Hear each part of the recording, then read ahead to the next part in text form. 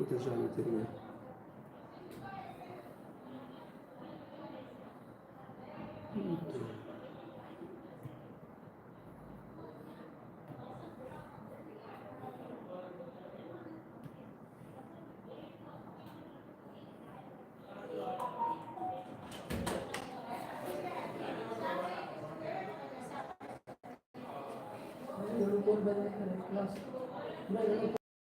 eight, 9, 8,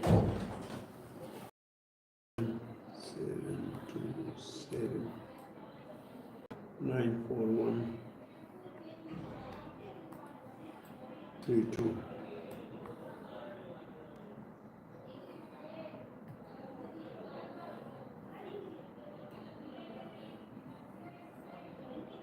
Seven point eight,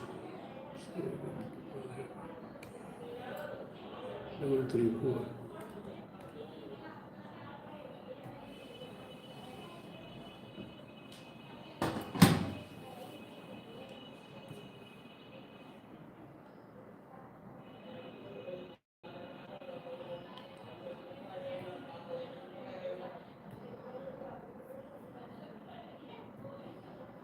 Hare Krishna. Hare Krishna, Dandavat Prabhuji. Hare Krishna, Dandavat Pranam. Hare Krishna, Dandavat Pranam. Dandavat Srila Prabhupada ki jai, Gaur Bhaktivinoda ki jai. So, Hare Krishna, Prabhuji, Pranam. Hare Bol, Hare Krishna. So, we should start, right? Gurave Gaura Chandraya Radhikaya Tadalaya Krishnaya Krishna Bhaktaya Tadbhaktaya Namo Namaha. Om Namo Bhagavate Vasudevaya. Om Namo Bhagavate Vasudevaya. Om Namo Bhagavate Vasudevaya. Narayanam Namaskrityam Naram Chaiva Narottamam Devim Saraswatim Vyasam Tato Jayam Mudire.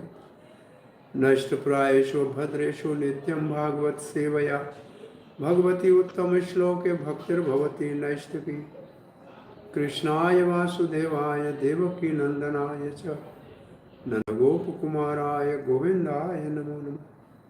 Jai Sri Krishna Chaitanya Prabhu Nityananda Shri Advaita Gadadhara Shivasadi Gaura Bhakta Vrinda. Hare Krishna, Krishna Krishna, Hare Hare, Hare Ram, Ram Ram, Hare Hare. Dear devotees, you are all welcome for continuity of Bhakti Vedanta study of 8th canto of Srimad Bhagavatam. We are discussing chapter 5. Recording in progress. And yesterday we discussed Brahmaji and all the demigods at the shore of Milk Ocean, offering the prayers to the universal form. And in universal form, feet represent the earth, and this earth has 4 types of living entities which earth sustains. Then we have the perspiration or the semen of the Lord, which represent water, and this water is for all being, their sustenance, endurance, their life and develop, and everything depends upon water. And then we discuss in verse 34 mind, and which represent moon, and this moon is source of ovulation in the sacrifice, help in digestion of the food, and also in the ocean, and is the lord of vegetation. Then the eye, which eye of the universal form is sun, and marks the path of liberation, which is called Devyan Marg. And then we have embodiment of Vedas, and also abode for the worship, and source of eternal life and cause of death as a time. And then we have the material elements in 34 verse: ear, from the universal form, ear, direction; heart, the wholes of the body; navel, the ether, senses, mind, and air within the body; Then in verse number 35, different demigods, strength of the demigods. So from the strength of the universal form comes the Indra, from the joy comes the demigod, from the anger comes Shiva, from intelligence comes Brahma, from bodily wholes Vedas, and genitals Prajapati like Daksha. Then verse 40, we have different personalities manifesting from the different limbs of the universal form. From chest, goddess of fortune; from shadow, the inhabitant of Pitralok; from bosom, the religion; back, irreligion; head, heavenly planets; and enjoyment, apsaras. And then 4 varnas, they are coming from the different parts of the universal form. The mouth, brahmanas and Vedic knowledge; the arms, kshatriya and bodily strength; and then thighs, vaishya and knowledge in producing wealth, skill; and the last feet, service of the 4th varna, Shudra. And the verse 42, we have the origins of different emotions: upper lip greed, lower lip greed, upper lip affection; nose, bodily luster or beauty; touch, lusty desires; eyebrows, yamraj; and ears and eyelids, eternal time. And then we discuss verse number 43, rejecting the material world because it is rejected by the learned vipaschita, learned scholars. Why they rejected? Because it is temporary and it is dukhalyam. And then verse number 44 we have discussed. So even Lord himself is detached from the material world. Lord is detached from the material world. And then the verse 45, we wish to see you. Now Brahma has a request to see the form of the Lord, personal form of the Lord. Universal form is described. And then same is the sequence of event in 10th or in the 2nd canto of Srimad Bhagavatam. First chapter, first one should meditate on the universal form, then they come to the meditation on the super soul, and then they come to the pure devotional service. The same thing is in a 15th chapter of Bhagavad Gita. First there is a description of something like super soul within the heart, and then something God as a food, and God as a moon, as a vegetation, and the God as a Vaishwanar. It is a more going from the grass to the subtle. Is a process to go from the grass to the subtle to understand the Lord. So then verse number 45, we wish to see your beautiful smiling form, and then the Lord has both the impersonal and personal features. The devotee is more interested and eager to speak. And 46, you appear in various incarnations. So Lord appears incarnation which cannot be counted, and the analogy is given. What is the analogy given? Yes? The particles of dust.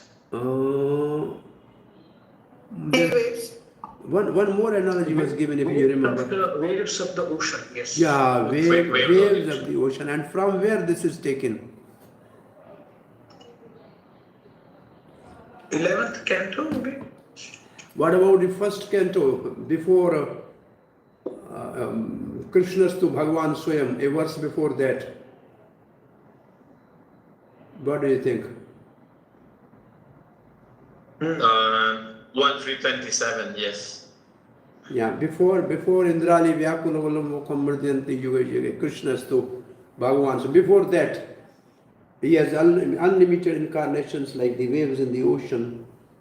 This verse is from first canto, right? Is it okay?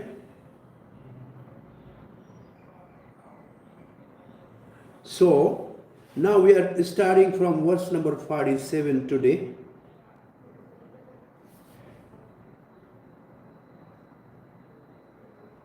So verse number 40, glories of worshipping Lord Vishnu. So the theme is glories of worshipping Lord Vishnu. So this verse, Klesha Bhuri Alpa Sarani, if I should make this big.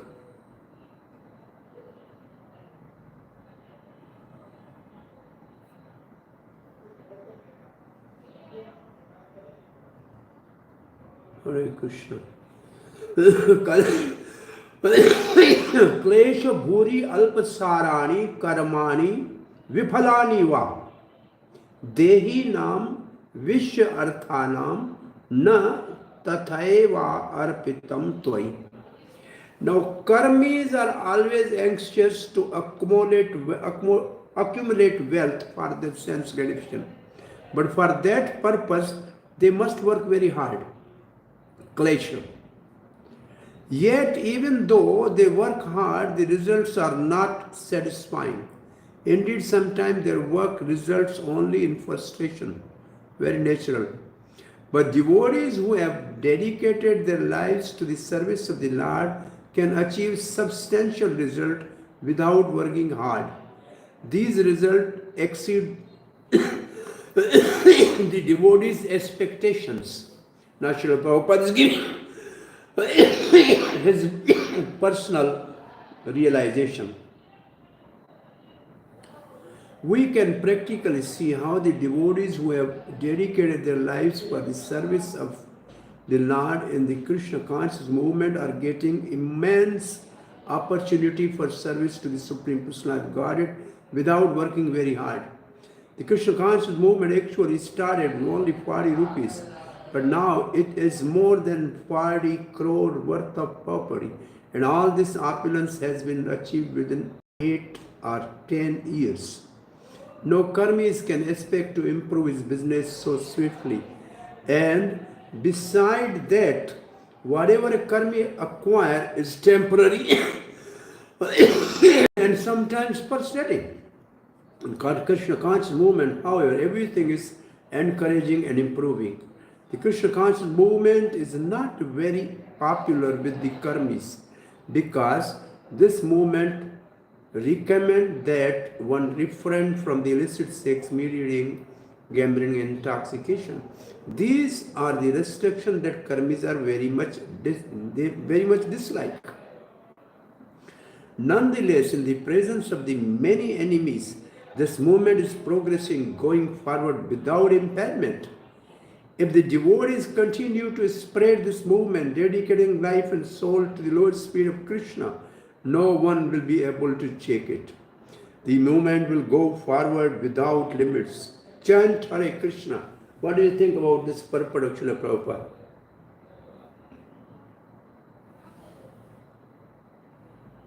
Prabhupada? Yes? Future production, utmost purity. This is personal application for us, and this is advice for us, and there's an inspiration for all of us. That and who else has said there's no need to work very hard? You have recently done. Yes, you have recently done. Ati priyasam na kuryat. There's no need to endeavor too much. You will get what is your quota from last karma. So nobody is going for praying for suffering, but suffering comes on its own, so also happiness will come on its own. Yes, Prahlad Maharaj.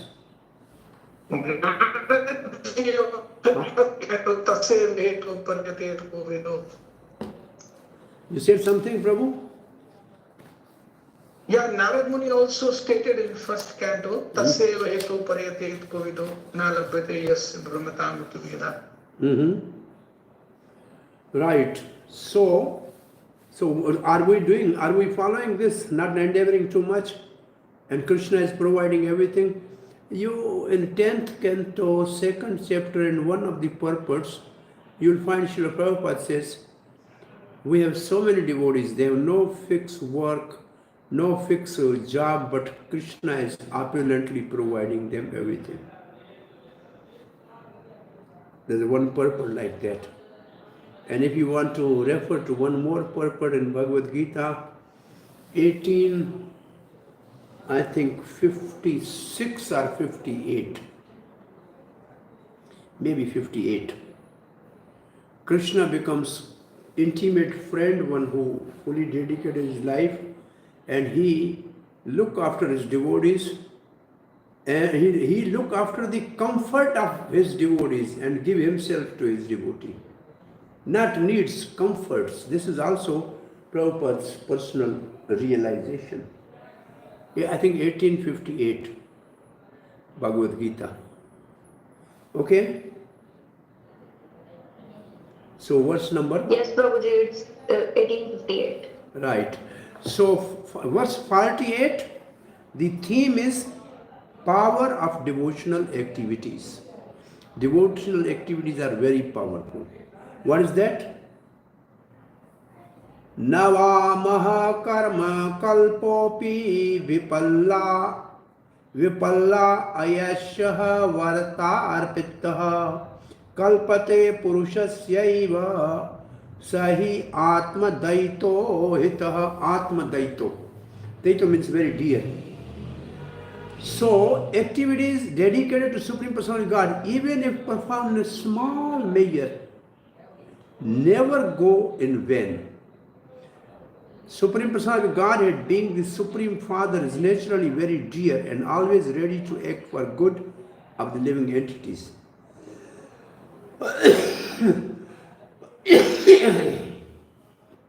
Even a small shadow of action offered to the Lord does not go in vain.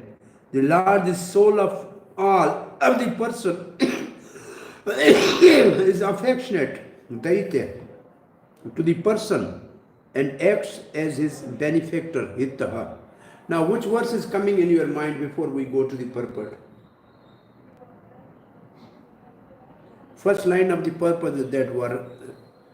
Neha Vikram Nashostu. It is here. Bhagavad Gita says, Neha Vikram Nasho Asti. Swalpamasya dharmasya trayate mahato bhayata. So this, and that Prabhupada gives the example of Ajamil. Ajamil, for example, was saved by the Supreme Personality of Godhead from the greatest danger, that of going to hell.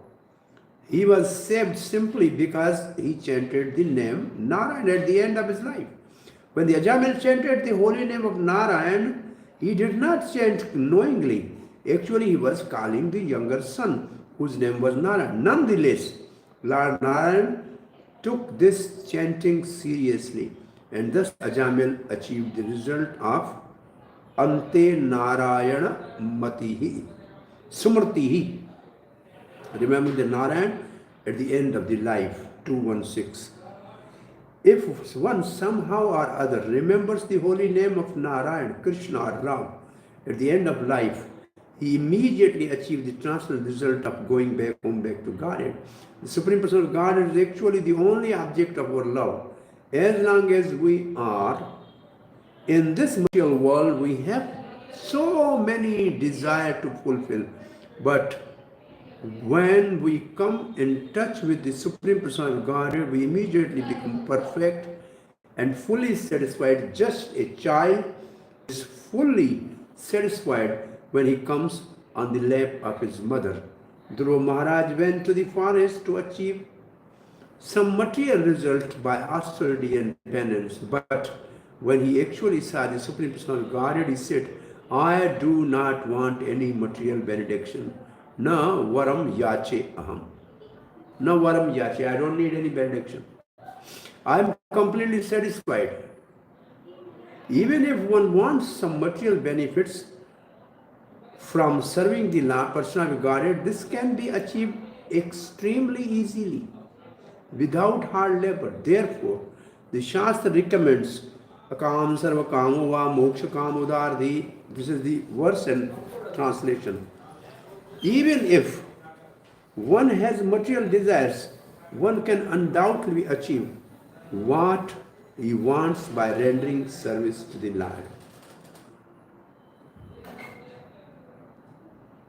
Next verse, verse 49. And the theme of this verse is, all are benefited by Vishnu worship. Everybody is benefited by worshipping Vishnu.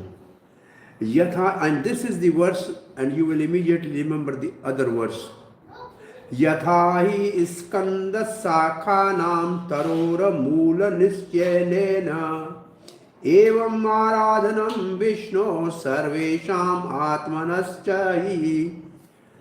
When one pours water on the root of the tree, the trunk, the branches of the tree are automatically pleased. Similarly, when one becomes the devotee of the Lord Vishnu, everyone served for the Lord is the super soul of everyone. Now, it's the same verse. You remember this verse is there?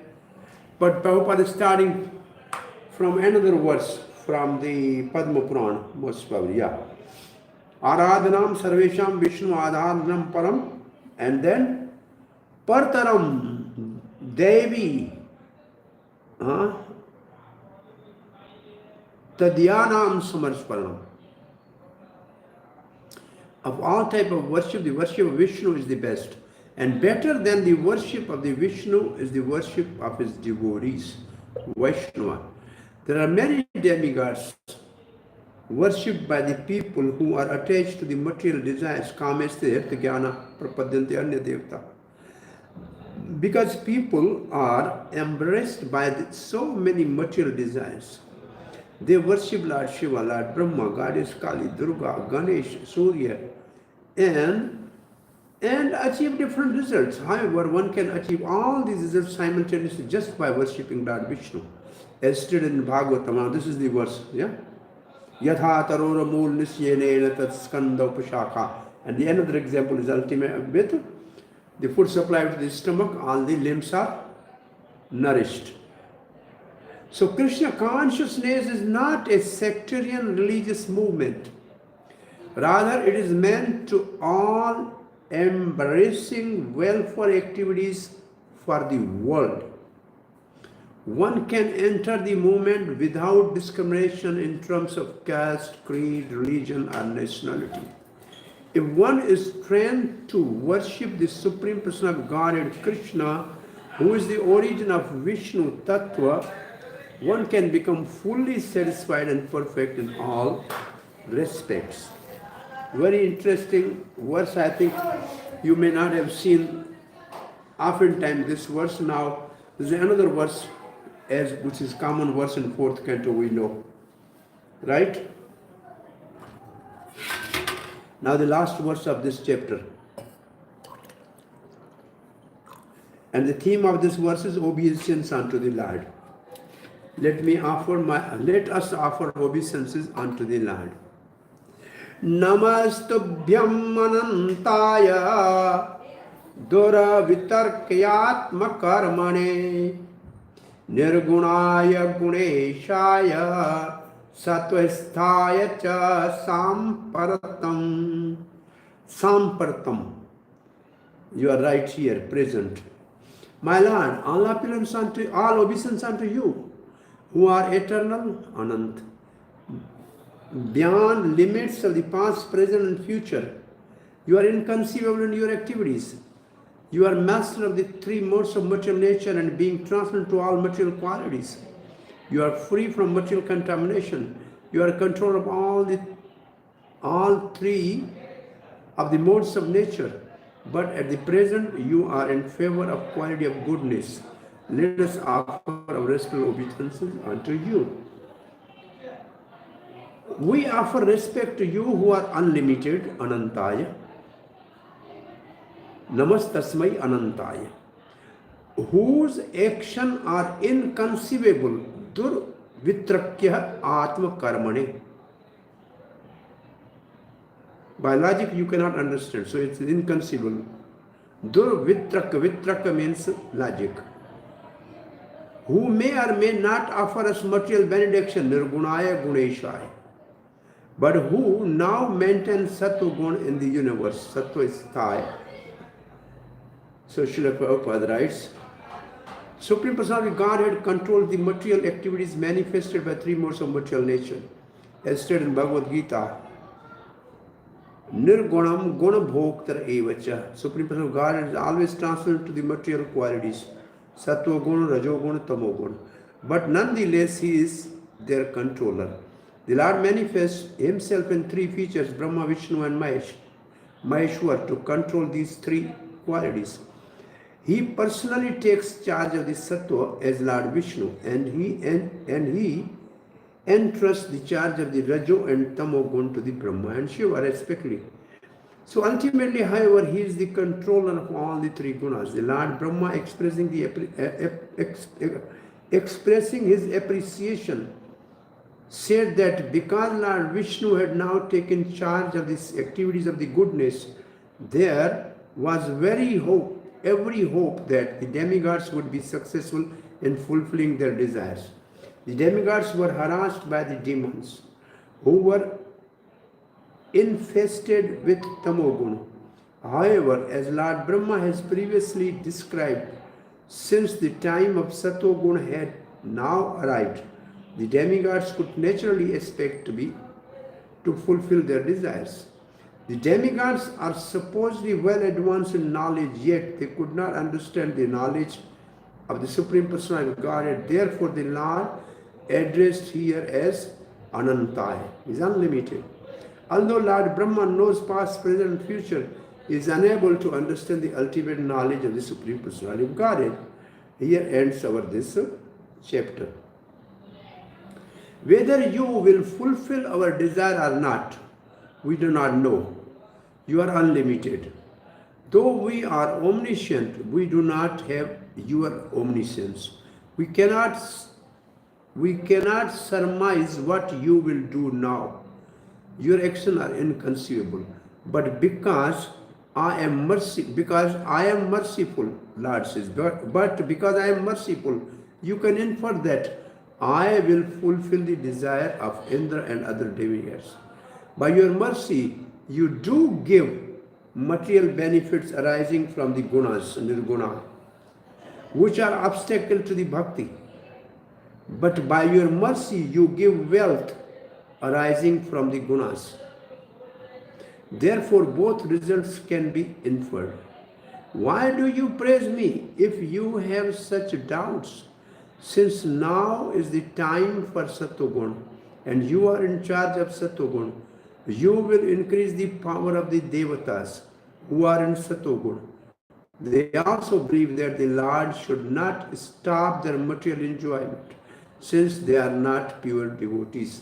So this is something Chakravarti Adhipad is speaking about. The demigods, they have some desires, so they are not pure devotees. So this is the way they praise. Now, here is the summary of the 6th chapter. Demigods and demon declare a truce carrying Mandra mountain. So this is the chapter we are starting now. Okay, and the summary of the chapter is there. Since we have to complete this chapter, so we are going. I think I just saw a couple verses up till 20. So I just arrived here by 4 o'clock in the next station, my birthplace, at my brother's house. So I saw the purports are really lengthy. We have to finish 39 verses. I don't know if Krishna so desire, we can do that. Chakravarti Pad writes about the summary of this chapter. 6th chapter describes how Lord appears. It means after these prayers of the Brahma and demigod, Lord appeared before them. Brahma praises him. Again Brahma offered prayers. Now, before he offered prayers to the Lord without seeing. Now Lord appears. Now he offered prayers directly to the Lord who is present in front of him. And on the Lord's advice, it means then Lord gives advice, instructions. The Devata approach Bali for producing nectar. So then there will be truce. And then they are going to bring the Mandra mountain. For that, Lord will help, and Vasuki will leave the site, and the chapter ends. So first 7 verses 1 to 7, Lord gives darshan to the Devatas. So this is our section now we are studying. Is it okay? Everything? Everybody is satisfied? So Lord Hari appeared and description of the Lord is now, that's what we are going to read. Anybody has any question or comment till now?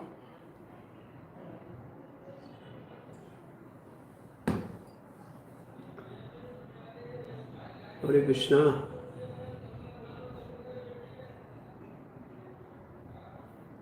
No?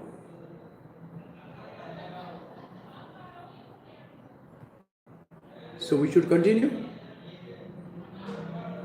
Yes, Guruji. Shri Shukavacha Evam stuttah surganaihi Bhagavan Hari Ishwaraha Tesham avirbhut rajan sahasra arko udya dyutihi. Sahasra means 1,000, arka means sun, udya means rising, dyuti means effulgence.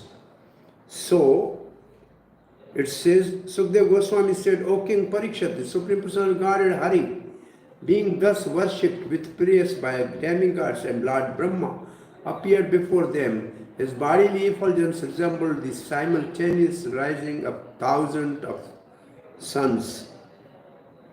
Is there some place where only 12 suns appeared? Vrindavan, that's Adhbhut Tila. Dwadas Aditya Tila. Dwadas means 2 and 10. And this is the place after Kali Dev, when Krishna came out of the water of Yamuna to give him heat, the 12 sun appeared there. This is the place at Mother Mohan temple, Dwadas Aditya Tila. Right? So verse number 2. तेनैव सहसा सर्वे देवाः प्रतिहते क्षणाः नापश्यन् कथं दिश्यस्य क्षौणीम् आत्मानां चकुतो विभुम्. So if there are 1,000 suns rising, how can they see Lord or themselves or anything else? That's what the verse says. The vision of the all demigod was blocked by Lord's effulgence. Thus they could see neither the sky, the direction, land, or even themselves.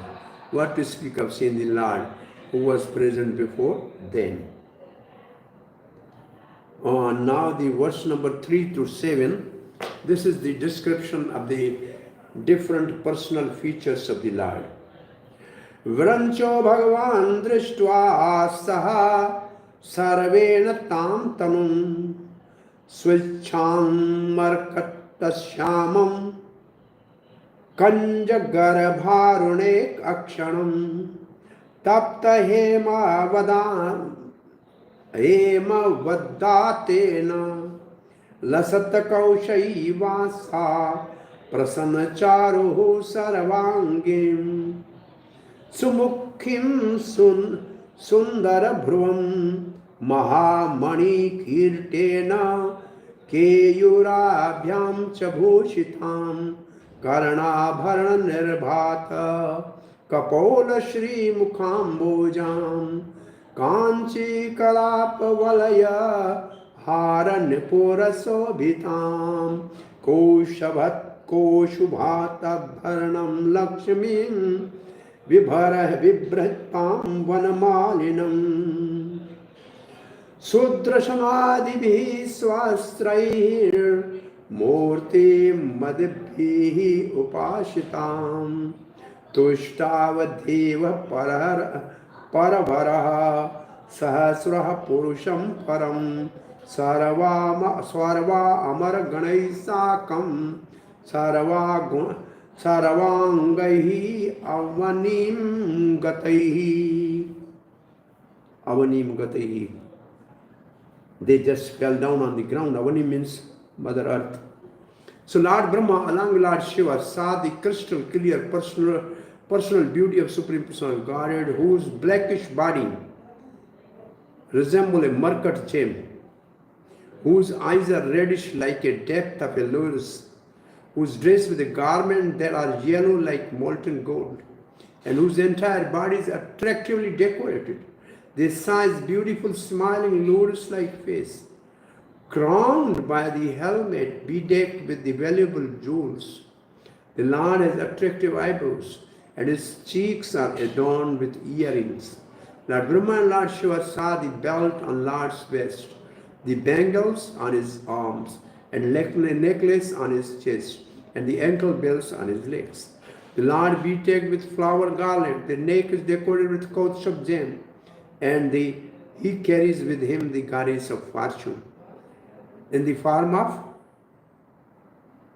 he carries with him the goddess of fortune. In the form of, yes? That golden hair on his chest.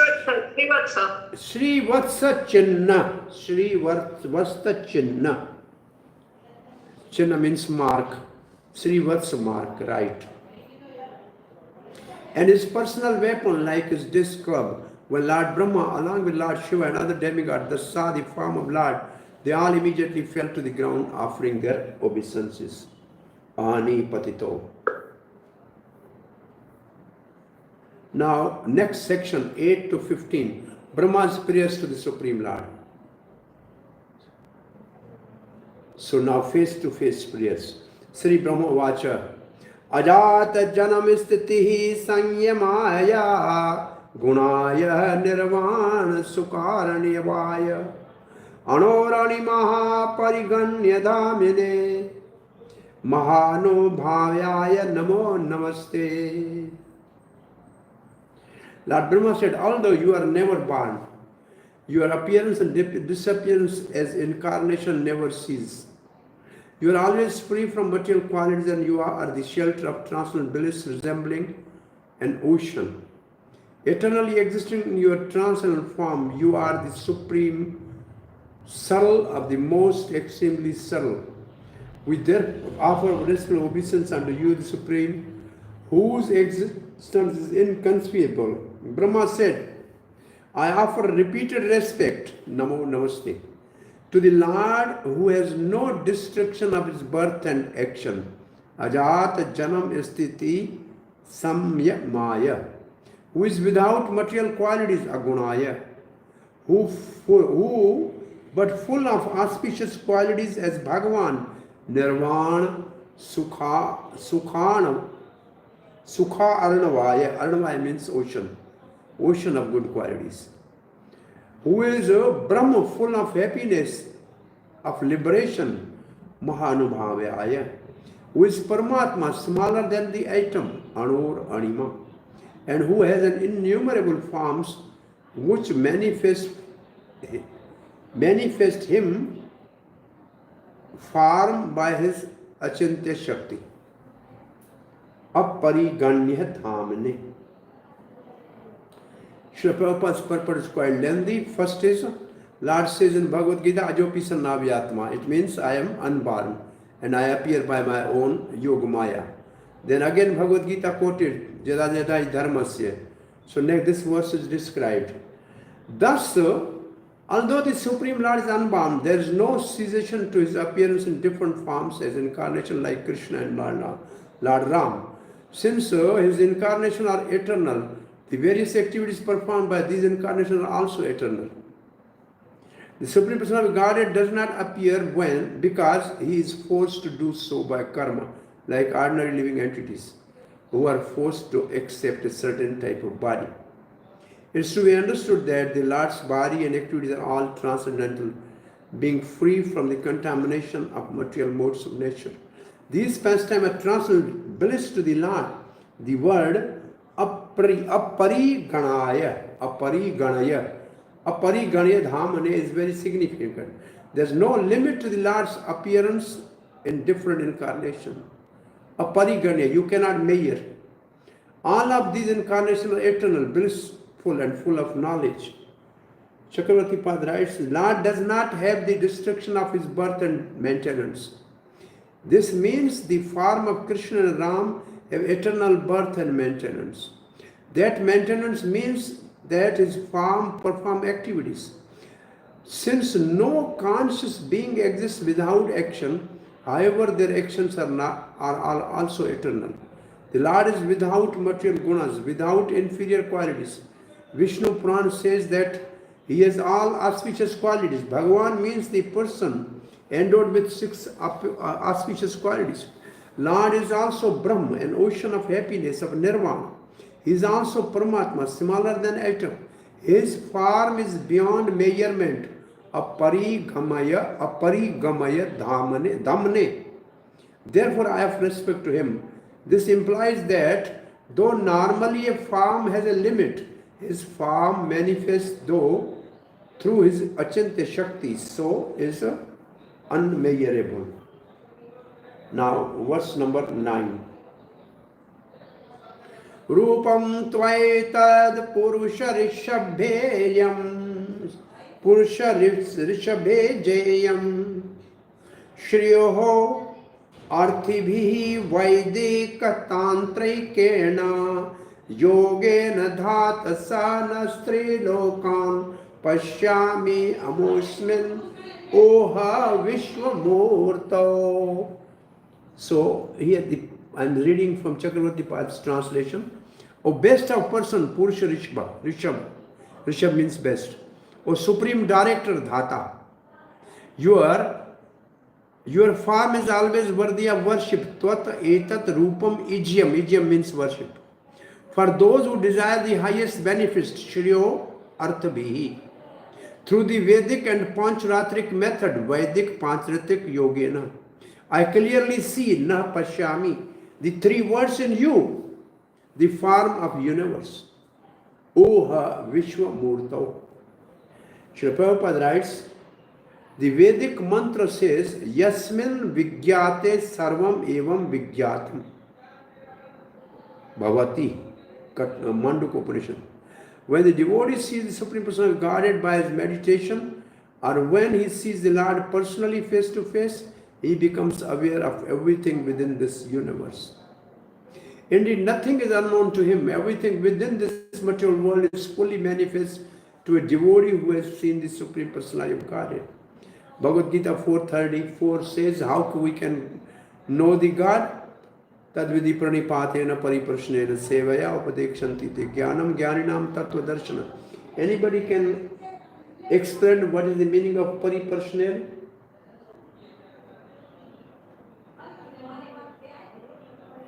Asking questions?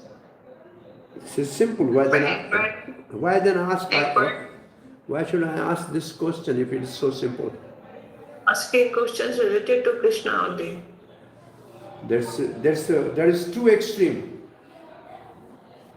What is the exact? Asking questions that's appropriate. Pari means according to what is necessary. Pari prashnena sabhi.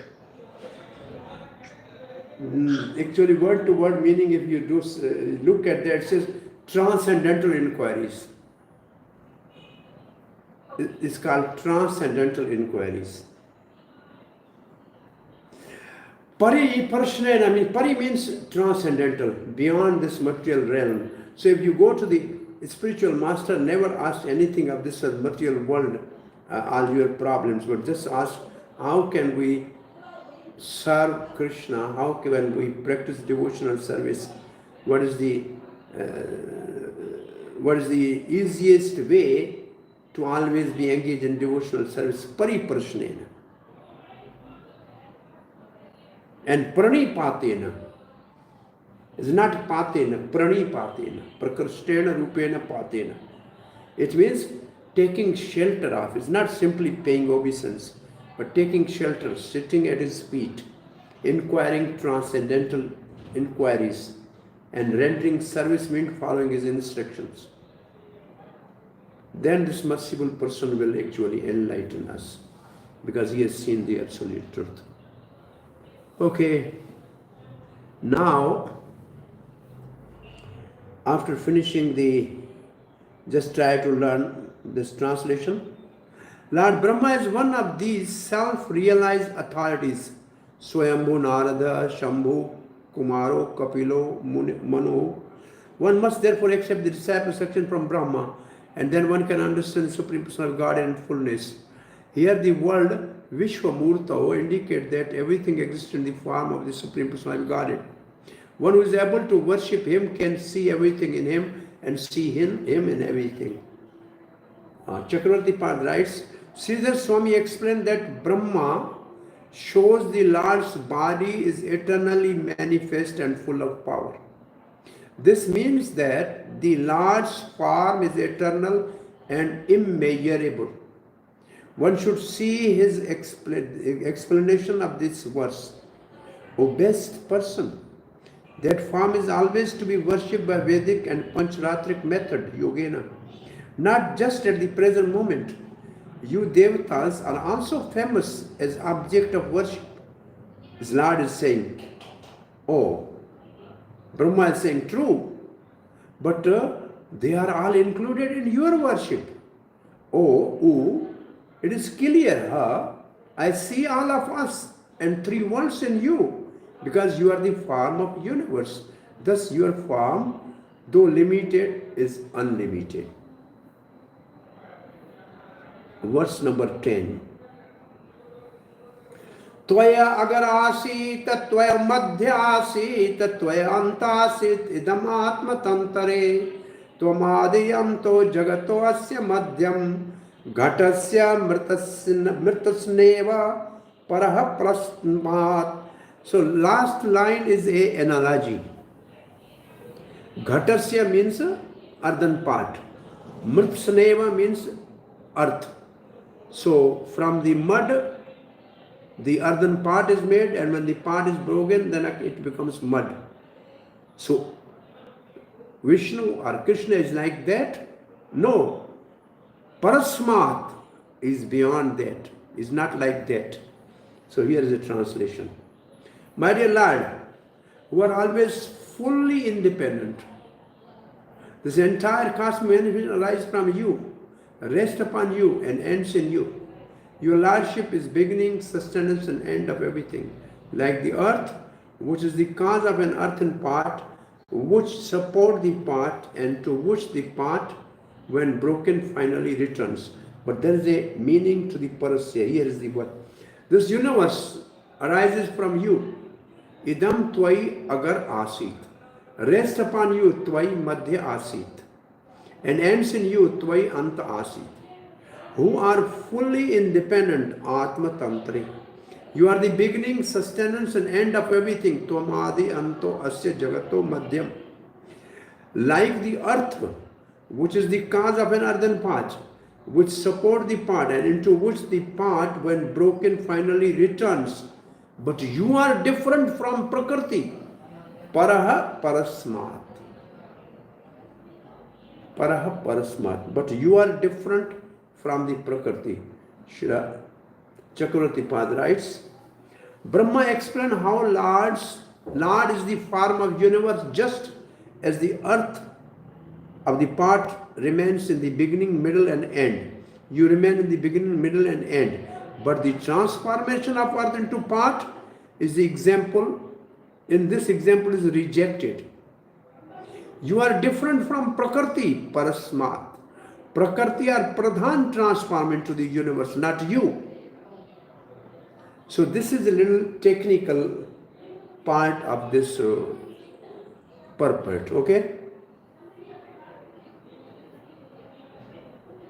Verse 11. Tvam maya atma shriyeda swedam niramaya vishwam tad anupravishtaha Pashyanti yukta manasa manisino guna vyayaya api agunam vipishtita.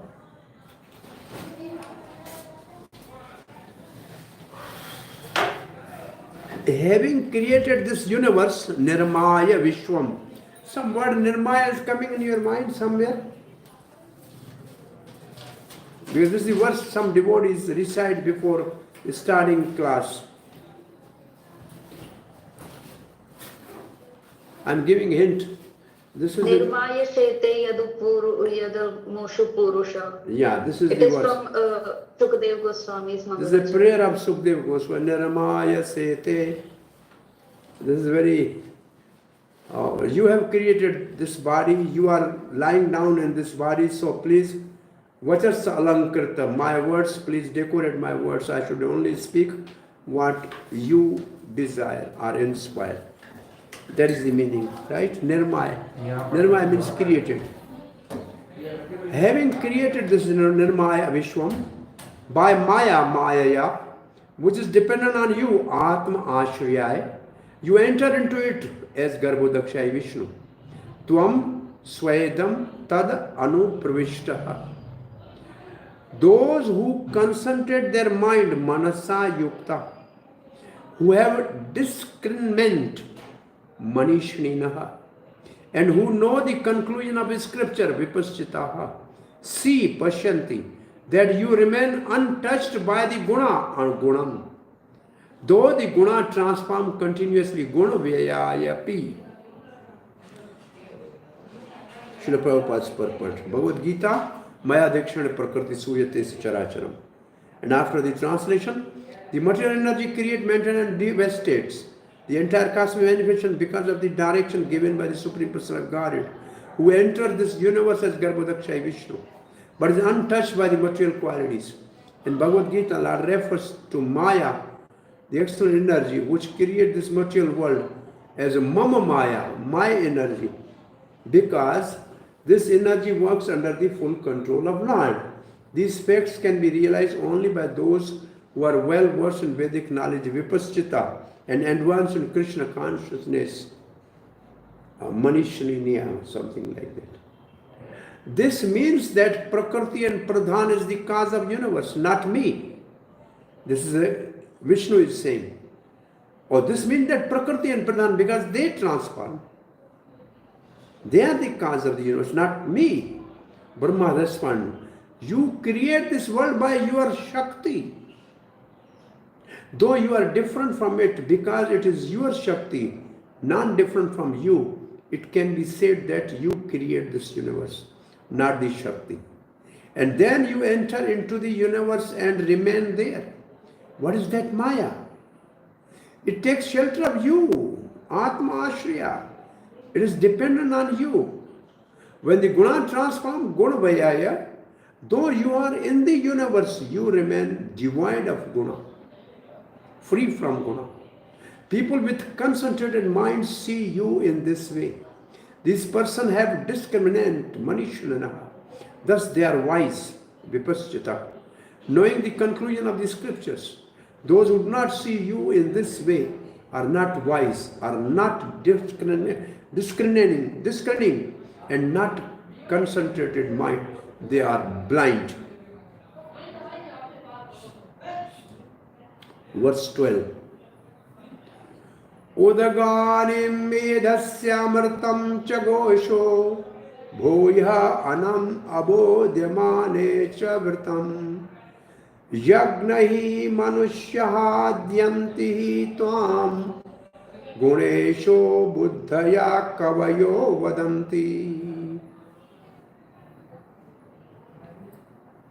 As one can drive the fire from the wood, milk from the milk bags of the cow, food grains on the wall from the land, and prosperity in one's livelihood from industrial enterprises, so by the practice of bhakti yoga, even within this material world, one can achieve your favor or intelligently approach you. Those who are pious all affirm this.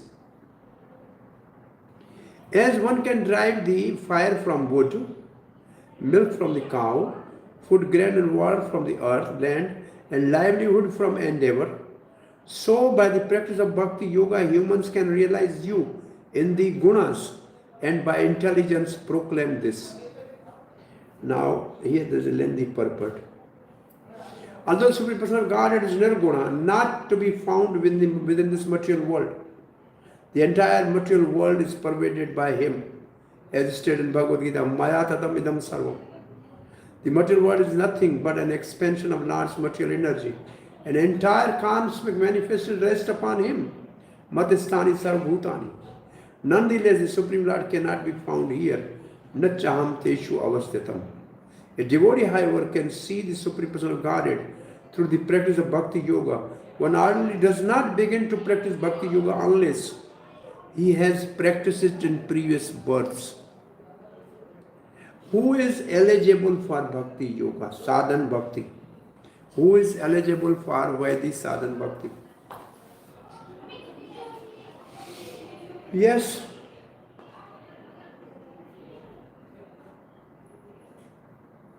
Who follows the four regulative principles? It's okay. Samparity. I'm looking for a exact answer from a Bhakti Shastri student.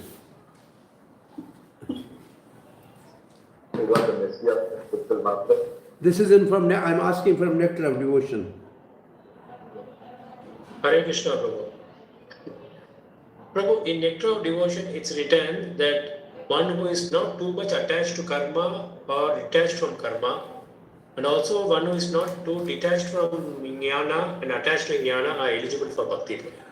You are to some extent right. There is a verse from Bhagavatam. Those who are too attached are fit for to become karmis. Those who are too detached are fit for jnanis.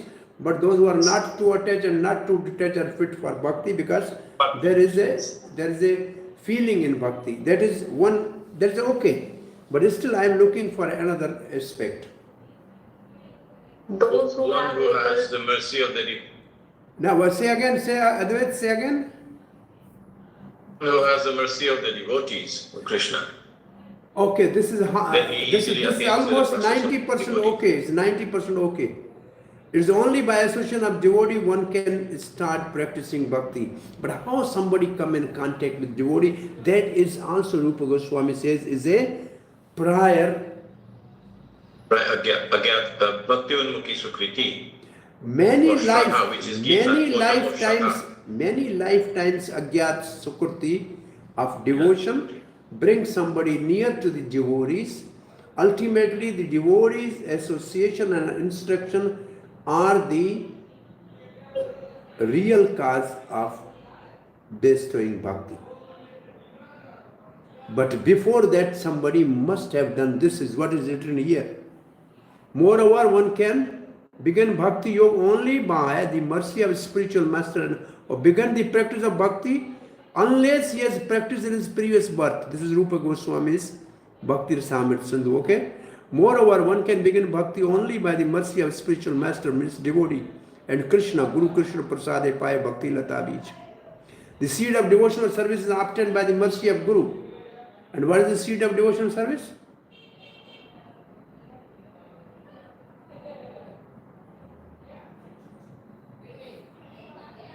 Yes. Instructions to follow the process of sadhana bhakti. Because the seed is already there. Instructions to follow by the process of hearing as association, that gives the ability for the seed to grow. I think this is the perfect answer. The seed of love of Godhead. No, the perfect answer already we got.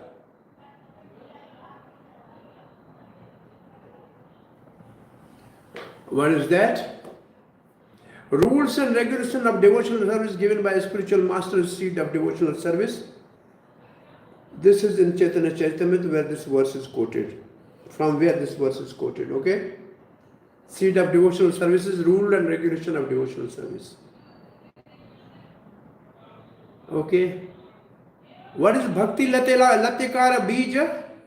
What is Bhakti Latikara Moola? Bhakti Latika means creeper of devotional service. Mool means root. A bhajan we sing on the Ekadashi, what is that?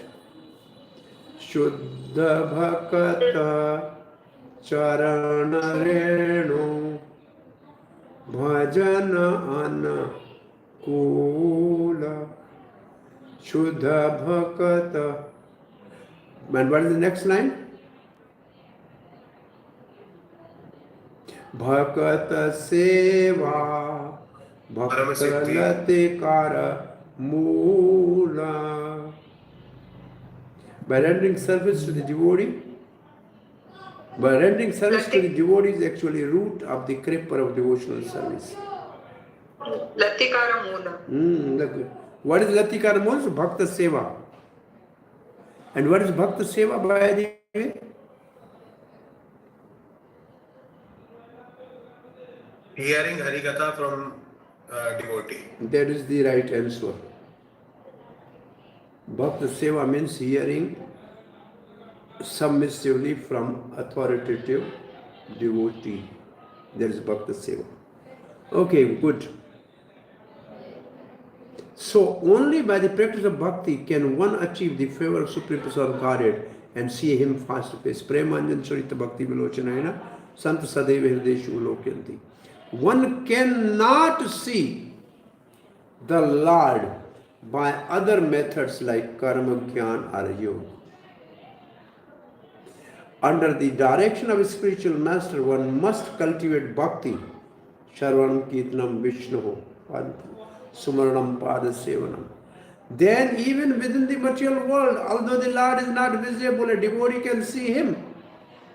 This is confirmed in Bhagavad Gita. Bhaktya mam abhijanati yavan yasyasmi tattvata. Same is confirmed in Bhagavatam. Bhaktya aham ekaya grahiyah. Thus the devotional service, by devotional service one can achieve the favor of Supreme Personality of Godhead, although it is not visible or understandable to materialistic persons. In this verse, the cultivation of bhakti yoga is compared to many material activities. What are they? By friction, one can get fire from the wood. Number 1. Number 2, by digging earth, one can get food, grains and water. Number 3, by agitating the milk bag of cow, one can get the next and milk. Now immediately Prabhupada is going to the cow protection. Whole purport is now on cow protection. Milk compared to a nectar. You know, once a person, one saintly person, he was running a gaushala, and somebody asked from him, which milk of which animal is the best? And he said, milk of the cow is the best. He said, milk of the buffalo is the best. So what are you saying, Maharaj? You are running gaushala and saying milk of buffalo is best? So you asked milk. So milk of buffalo is best. Then what is the cow gives? Oh, cow gives nectar. It's not milk. It's nectar. So nectar, this nectar, Prabhupada writes, milk is compared to nectar which one can drink to become immortal. Of course, simply drinking milk will not make one immortal, but it can increase the duration of one's life.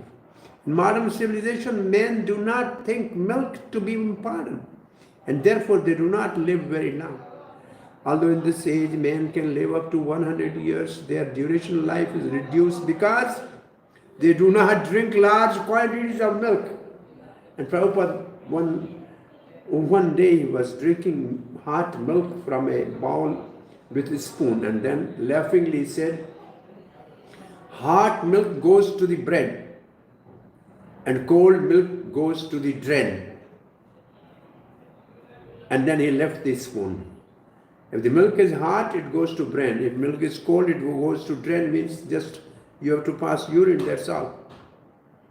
So Prabhupada is saying, because people are not drinking plenty of milk, therefore they are dying early. This is the sign of Kali Yuga. In Kali Yuga, instead of drinking milk, people prefer to slaughter an animal and eat its flesh. The Supreme Personality of Godhead, in his incarnation, in his instruction in Bhagavad Gita, advised Gauraksha, Krishi Gauraksha Vanijam, which means cow protection. The cow should be protected, milk should be drawn from the cow, and this milk should be prepared in various ways. One should take ample milk, and thus one can prolong one's life, develop his brain, execute devotional service, ultimately attain the favor of the Lord, Supreme Personality of Godhead. As it is essential to get the food, grains and water by digging the earth, It is also essential to give protection to the cows and take nectar and milk from their milk bags. The people of this age are inclined towards industrial enterprises for comfortable living, but they refuse to endeavor to execute devotional service by which they can achieve the ultimate goal of life by returning home back to God. Unfortunately, as it is said, Nate viduswarth gatim hi Vishnom durasya ye bahir anatmaninaha. People without spiritual education do not know that ultimate goal of life is to go back home, back to God. Forgetting the aim of life, they are working very hard in the disappointment and frustration. Moghasha, moga karmano, moga gyaan vichesasa. So-called Vaishyas, the industrialists or businessmen, are involved in big industrial enterprises, but they are not interested in food grains and milk. However, as indicated here, by digging for a well, even in the desert, we can produce food grains. When we produce food grains and vegetables, we can give protection to the cows. While giving protection to the cows, we can draw from them abundant quantities of milk. And by getting enough milk and combining it with the food grains and vegetables, we can prepare hundreds of nectarine foods. We can happily eat the food and thus avoid industrial enterprises and joblessness. The agriculture and cow production are the ways to become sinless. This is very important statement. Very important statement of Srila Prabhupada. Agriculture and cow protection are the way to become sinless and thus be attracted to devotional service. Those who are sinful cannot be attracted to devotional service. Quoted from Bhagavad Gita. Yeshamantagatam papam jananam punya karmanam te dvanda moho nirmukta bhajante mam dridvartaha. So you can read this translation and then I am going further. The majority of the people in this age of Kali are sinful, short-living, unfortunate and disturbed. Mandasu manda matyo manda bhagya updritaha. For them, Chaitanya Mahaprabhu has advised Hare Nam, Hare Nam, Hare Nam, Eva Kevalam, Nasteva, Nasteva, Nastar Gatirata. So this is the advice by Srila Prabhupada. Very powerful purport. Here is Chakravarti Pada has also lengthy purport. How can people see me? Vishnu is asking, Brahma explained with example. Human attain you who are beyond guna in this world, made of guna by varieties of bhakti yoga, and speak with you with intelligence given by you. You have said, Bhaktya aham ekaya grahaya bhagavatam. Fire appears in the wood by rubbing. Just as one learns how to kindle fire from the wood by instruction of a teacher, so one learns the process of bhakti with hearing and chanting from a guru. By that process, one kindles the mind continuously and then one can see you. So this is the analogy, first analogy, fire from the wood. So here it says, fire from the wood, tvai agar asit tvai madhya asit. Oh no, this is finished. We are discussing agner, kindling the fire. The process of bhakti is learned from Guru, and by that process one kindles the mind continuously and see the Lord. So this is by milk, and by milking the cow.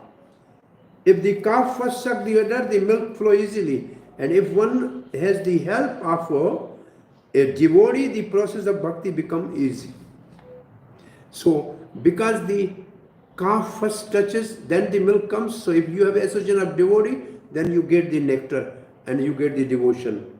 And grain by cultivating, one attain the Lord by provision of bhakti, which arises from the seed of bhakti from previous lives.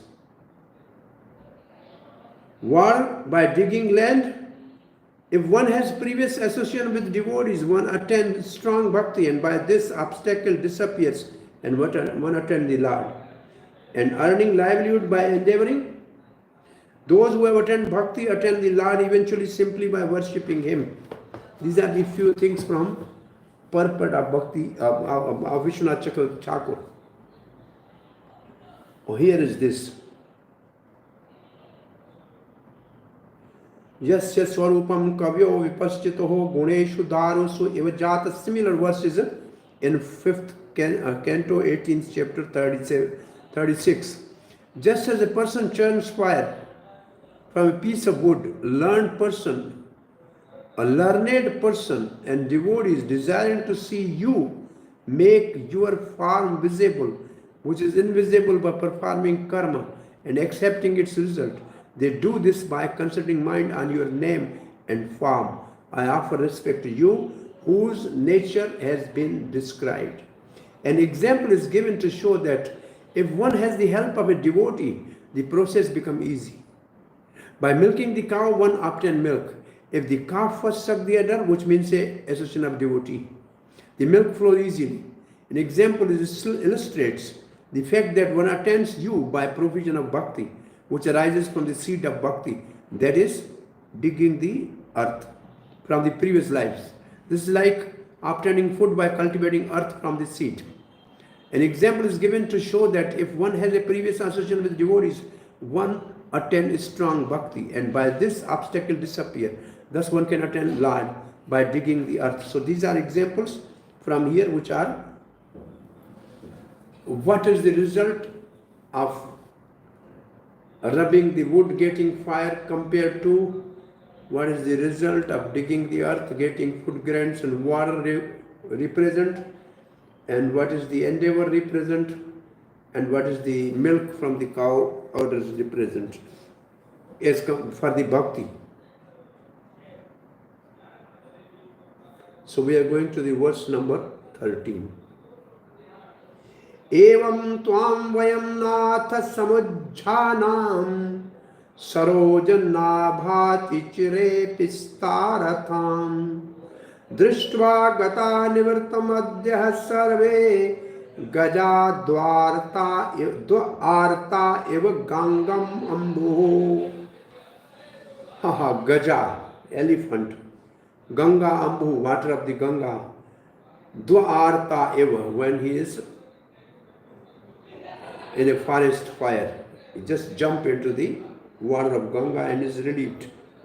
Elephant afflicted by the forest fire become very happy when he get water from the Ganga.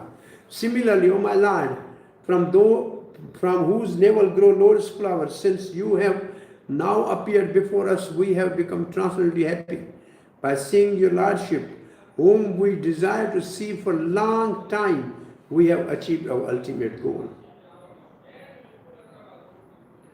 O lotus navel Lord, Saroj Nabha, O Master Nath, having seen you, Tvam Drishtva, the long desired goal of life, Ati Chira Ipshita Artham, who have directly appeared before us, Samajji Ahanam. We have all attained bliss today, Sarv Adhya Nivartam Gata.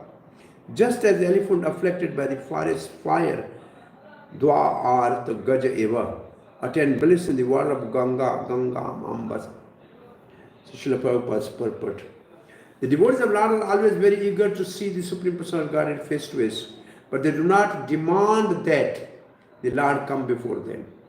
For the pure devotee considers such a demand to be contrary to devotional service.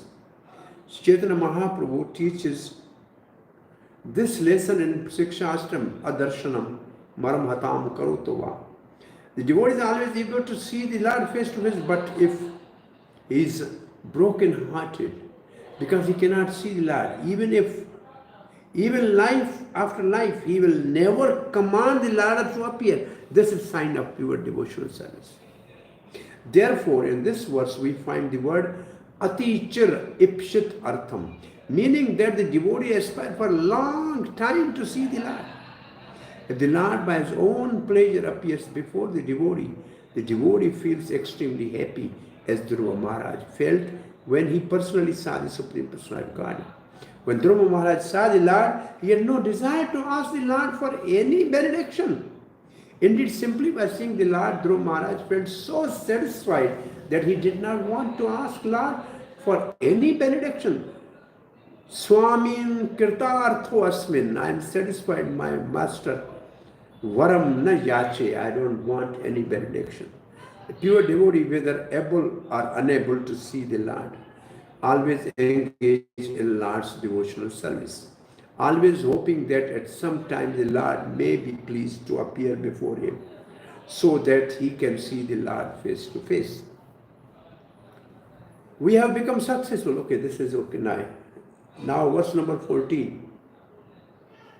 Sattvam vidhastva akhila lokapala vayam yadarthastva padamulam samagataste bhahyanta atman kimavanya vigyapyam asesha sakshina. You know everything, you are witness, what can we say? Say you what we need. Now you decide how can we get out of this trouble. My Lord, we the various demigods, the directors of the universe, Lokapala, have come to your lotus feet, Taupada Moolam. Please fulfill the purpose for which we have come. You are the witness of everything, from within and without. Nothing is unknown to you, and therefore it is unnecessary to inform you again of anything. Please accomplish the purpose for which we, the protector of planets, have come to your lotus feet, O soul within everything. What else can be informed to you, O witness of the everything? Srila Prabhupada writes, Krishna knows everything because he is super soul as a kshetra in all the bodies.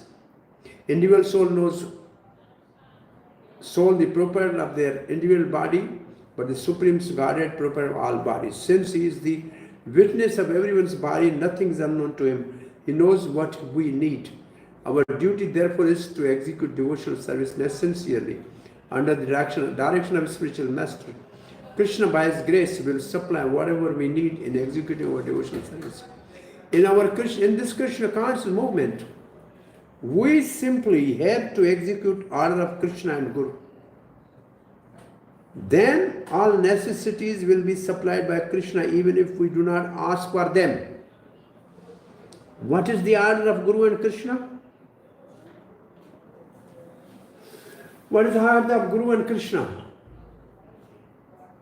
Jare dekho tare kaho Krishna upadesh. Very nice. This is the order of Guru and Krishna. Yare dekho tare kaho Krishna upadesh. Hamari agya Guru hai taro hai desh.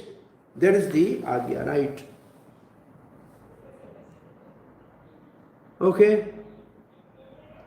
Please accomplish what we came for. Tad artham. Yeah. If you say, please tell me clearly what we want, then we say that you are the soul of with all. You witness everything ultimately. What other things we can inform you? It means you know everything. And the last verse of this section, Brahma's prayer. Aham gritarascha suradyo ye dakshadyo agni evake tavahate. Agni evake tavate. Ketava means spark. Agni means big fire. You are big fire and we all demigods are like sparks. Kimva vidamesha pratigya vibhata. How can we shine without you? Vidhastva samano dveja deva mantram. So dveja deva mantram, this is the word on which Prabhupada's purport is focused. And what is this? It's a very interesting purport on the word Dveja Deva Mantram. So Lord Brahma, Lord Shiva and all demigods accompanied by the Prajapati like Daksh are nothing but a spark illuminating by you, who are the original fire. Since we are particles of you, what can we understand about our welfare? O Supreme Lord, please give us the means of deliverance that is suitable for the Brahmanas and demigods. What can I, Kim Va Aham, Lord Shiva, and all Devtas, Grishta Sur Adyo Ye, the Pradapatis like Dakshadi, being like a spark of fire, Agneva, manifesting separately, Pratigvibha, understand about our welfare? Na, Swam Vidmaha, O Supreme Lord Isha, please give us the means of deliverance for the Brahmanas and Devatas. Vidhastva Dveja Deva Mantraha. We are your particles. What can we understand about you? Please give us suitable advice. Purport, Srila Prabhupada's purport is, in this verse, Dveja Deva Mantram is very important. The word mantra means that which deliver one from the material world. Only the Dveja, the Brahmanas, and the Devatas, the demigods, can be delivered from material existence by the instruction of the Supreme God. Whatever is spoken by the Supreme Godhead is mantra. Whole Bhagavad Gita is called Bhagavad Gita Mala Mantrasya. Bhagavan Vedvyas Rishihi Anushtupa Chanda Sri Krishna Param Aradhya Devaha. So everything Lord speaks is mantra, and is suitable for delivering the conditioned soul from the mental speculation. The conditioned soul are engaged in the struggle for existence. Manasishtani Indriyani Prakritistani Karshyati. Deliverance from that is, this struggle continues the highest benefit. But unless one gets mantra from the Supreme Person of Godhead, deliverance is impossible. The beginning mantra is Gayatri mantra. Therefore, after purification, when one is qualified to become Brahman, Dveja, he is offered the Gayatri mantra. Simply by chanting Gayatri mantra, one can be delivered. This mantra, however, is suitable only for Brahmanas and demigods. In Kali Yuga,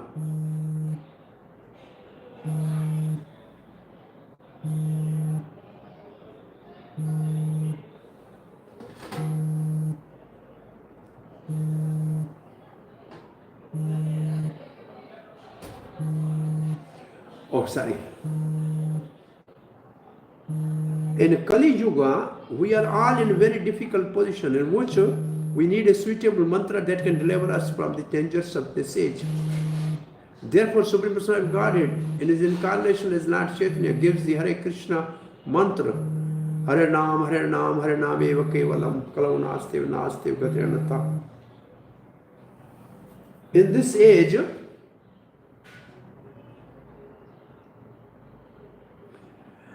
of quarrel and hypocrisy, the only means of deliverance is chanting holy name of Lord.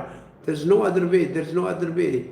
There's no other way. In the Sixth Shastrakam, Lord Chaitanya says, Param Vijate Sri Krishna Sankirtanam. All glories to chanting of Sri Krishna Sankirtanam. The Maha Mantra Hare Krishna, Krishna Krishna, Hare Hare, Hare Rama, Rama Rama, Hare is directly chanted by the Lord himself, who gives us this mantra for deliverance. We cannot invent any means to be delivered from the dangers of the material existence. Here, even the demigods such as Lord Brahma and Shiva and Prajapati like Daksha are said to be like illuminating sparks in the presence of the Supreme Lord, who is compared to the great fire. Sparks are beautiful as long as they are in the fire. Similarly, we have to remain in association of Supreme Person of Godhead and always engage in devotional service. For then we shall always be brilliant and illuminating.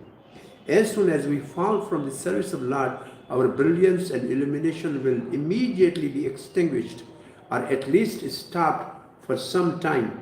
When the living entities who are like sparks of the original fire, the Supreme Lord, fall into the material condition, we must take the mantra from Supreme Person of Godhead as it is offered by Sri Chaitanya Mahaprabhu.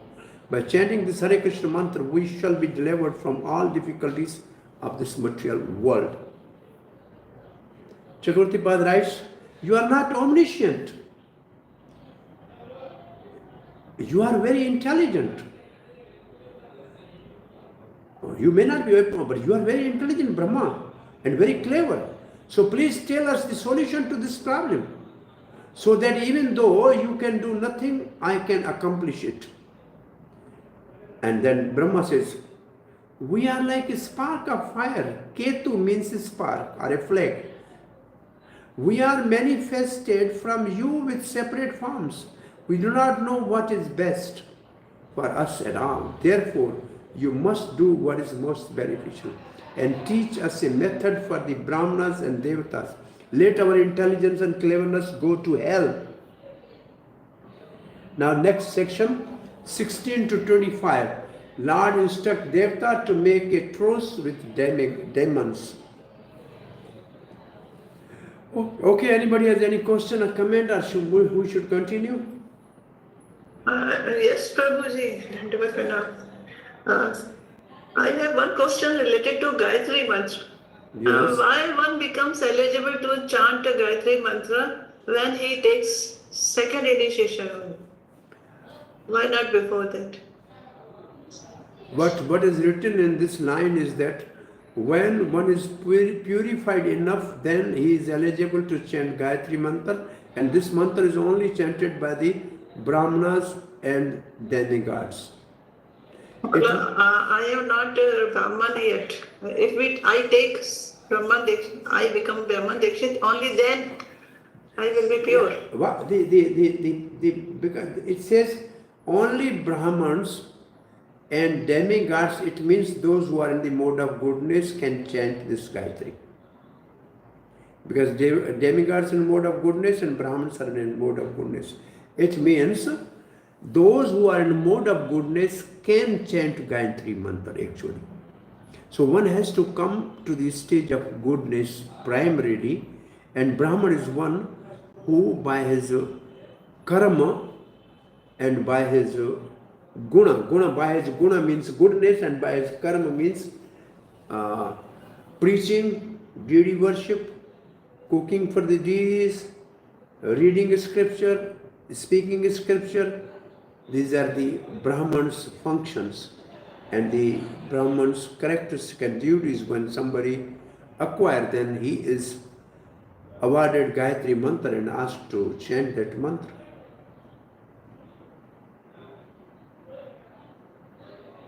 Okay, Hare Krishna. Hare Krishna. Trikala Sandhya, Gayatri Mantra is Trikala Sandhya.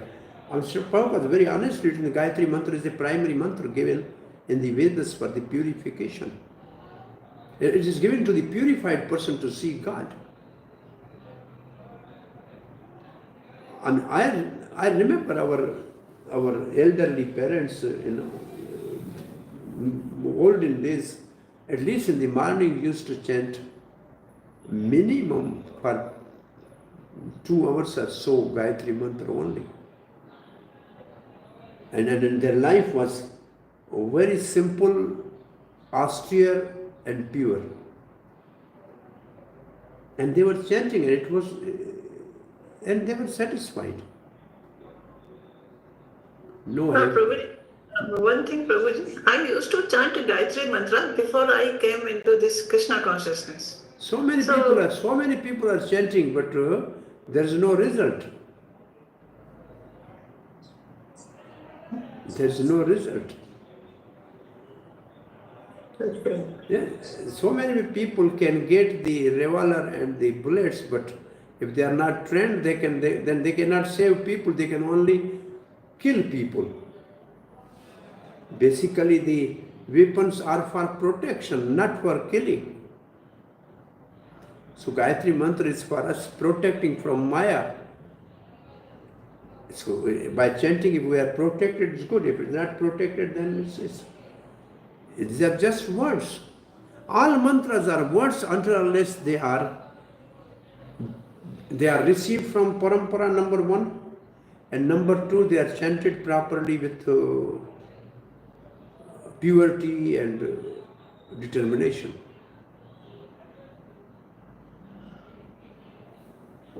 Okay, anybody else has to say something?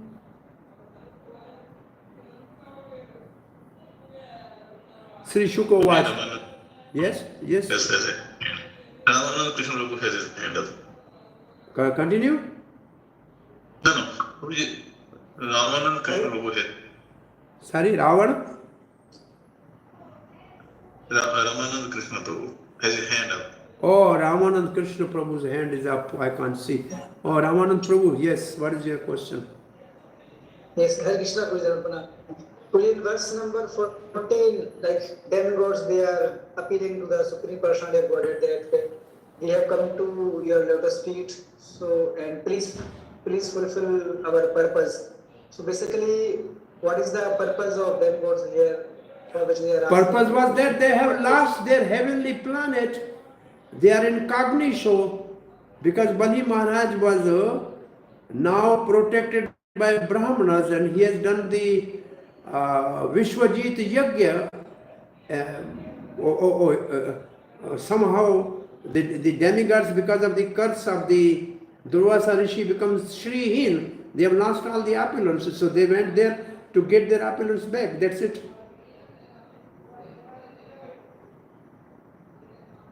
Okay. Thank you. Okay?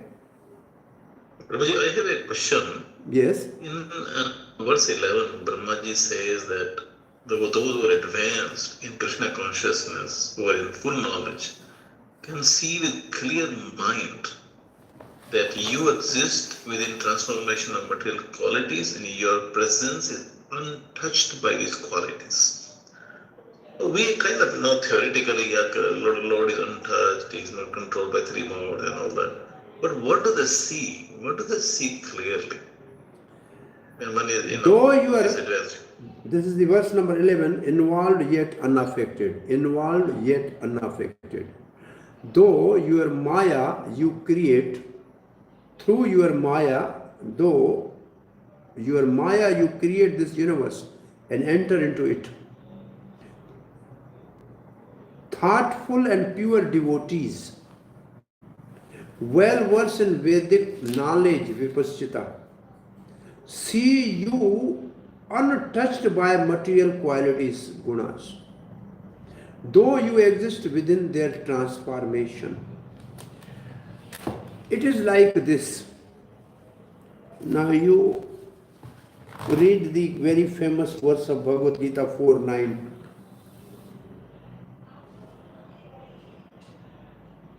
Yes, 4:9. Janma karma cha me. Okay, yes, go ahead.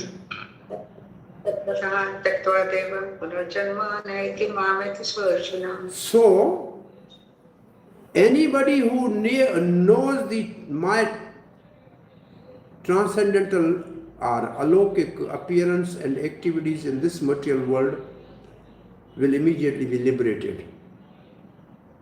So I appear in this world, I take birth, I perform activities, but those who know that I am not affected by the influence of three gunas, they will be delivered. Now, who will know that Lord is beyond three gunas? Those who are pure.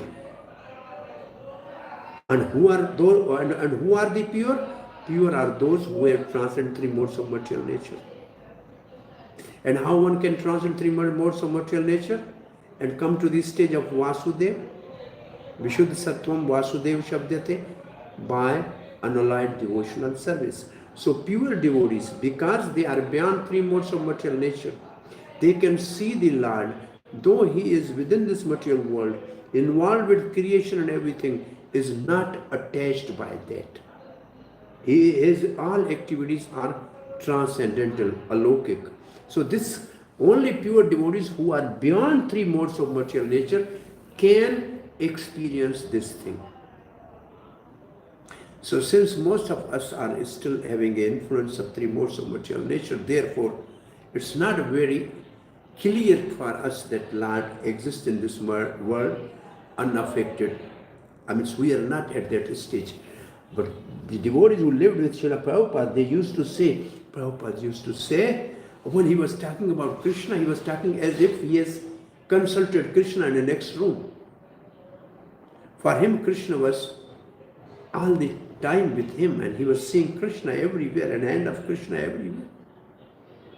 So the pure devotees who actually transcend three modes of material nature can experience the presence of the Lord within this material world. Does it make some sense to you, Ajay Prabhu? Very nice. Thank you. Very nice. Huh? Yeah, very nice. Thank you. Yeah, but I mean, this is what most of the things when we read in a nectar of devotion, we cannot comprehend because we are not at this stage of bhava bhakti, and most of the things are at bhava bhakti. So unless we come to that stage, it is not easy. Every day we are practicing raga noga bhakti. Every day, all the devotees in ISKCON are practicing raga noga bhakti, but they don't know. Because they are not at that stage. You understand what I am saying? Tulsi Puja we are doing every day. This is Raganoga Bhakti. We are asking Tulsi Maharani to give us the service in the Kunja to the Radha and Krishna. There is Raganoga Bhakti. We are going to be follower of the eternal associate of Braj Bhumi, Brinda Devi. What we are saying is a Raganoga practice, but we don't know. Because we are not at that stage. That stage of practicing Raganoga Bhakti start. There are two requirements for practicing Raganoga Bhakti. Who will tell me? Eligibility for practice of Raganoga Bhakti 2. Greed, Prabhu. Huh? Lobha. Lobha is one, that is right. He must have a extreme greed. Somehow or other I have to get this. Number one is lobha, right? And number two? Yes? Freedom from envy. There is a Mahabhagavat. It's okay. I can give you a hint only.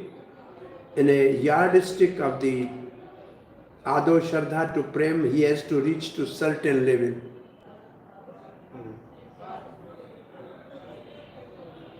Free from anartha.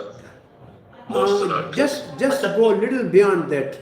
When one is at the stage of Nishta, yeah. Beyond Ashatka. After overcoming Anarth Nivarti, when he enters into the Nishta, he is eligible to practice Raganoga Sadhana Bhakti.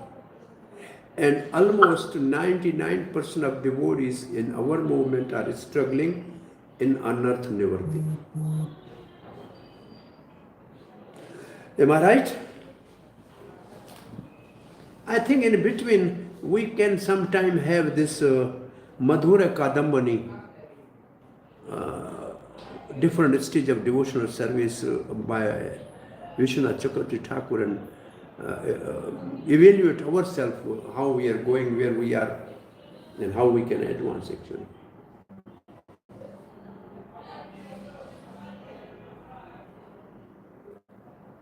Two things. What I'm saying in between, I'm just going back to what we have studied to bring them in light and apply it in a present situation. Nishtha and greed are the two eligibilities for practicing Raganoga Sadhana Bhakti. We are doing every day. Prabhupada has given this, but we don't know because we are not at that level. The child may have a diamond which may be $1 million, but he don't know, he simply thinks it's a stone. A king gave... One question, Prabhu. Yes. Prabhu, I heard until Baba, a devotee or a guru or any sadhaka or any associates of Krishna can give, but prema can only be given by Mahaprabhu. That's right, Prabhu? See, prema is only by Mahaprabhu, not even by Krishna, I heard, Prabhu. See, prema is within everybody's heart. Only by the mercy of Mahaprabhu and his parampara that can be awakened. It's not there is no prema in everybody. Krishna prema nitya siddha sadhya kamu nai. Prema is there. Mahaprabhu has given us the process. And the processes go through Nityananda, which means go through the Acharya. and then perform the Mahaprabhu is worshipped by chanting Hare Krishna mantra, and he is pleased by that, and then your love of God will awaken. Still, I think nectar of devotion, you must remember that our only sadhan bhakti will never awaken the bhav bhakti or prem bhakti. Yes, only by mercy, Prabhu, only by kripa about the devotees. Yes. So in what fall, what the devotee will give as a kripa, that will make the bhav fructify.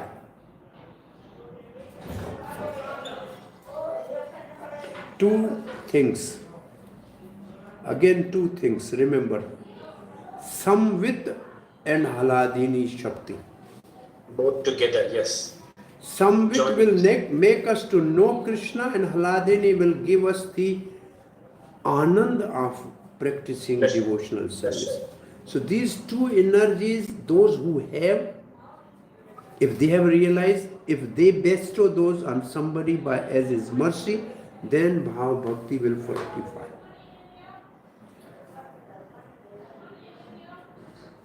Hare Krishna.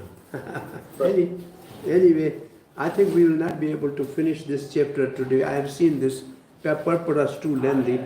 Why they have put all 39 verses, I don't know. So verse number 16.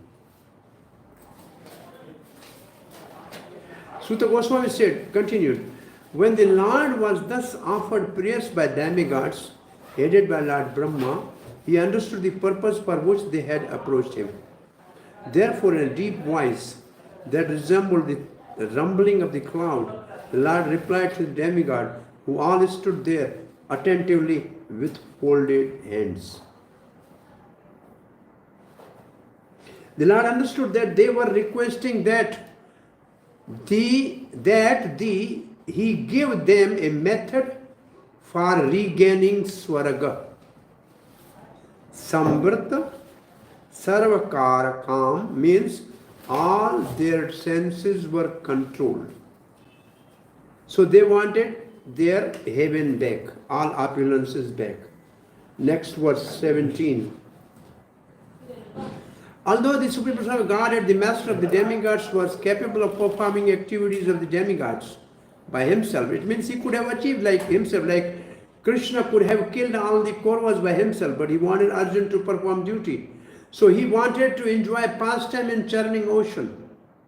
Therefore he spoke as follows. So he could have done, but he wanted to enjoy the pastime of churning ocean.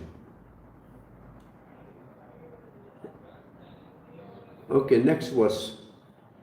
18. Sri Bhagavan Vacha. Anta Brahmanaho Shambho He Deva Mama Bhashitam Shrunattava Hittaha Sarve Shriyo Vasyada Yathasura. So some Godhead said, "Oh Brahma, the Lord Shiva and other demigods, please hear me with great attention, for what I say will bring good fortune to all of you." Next, verse number 19.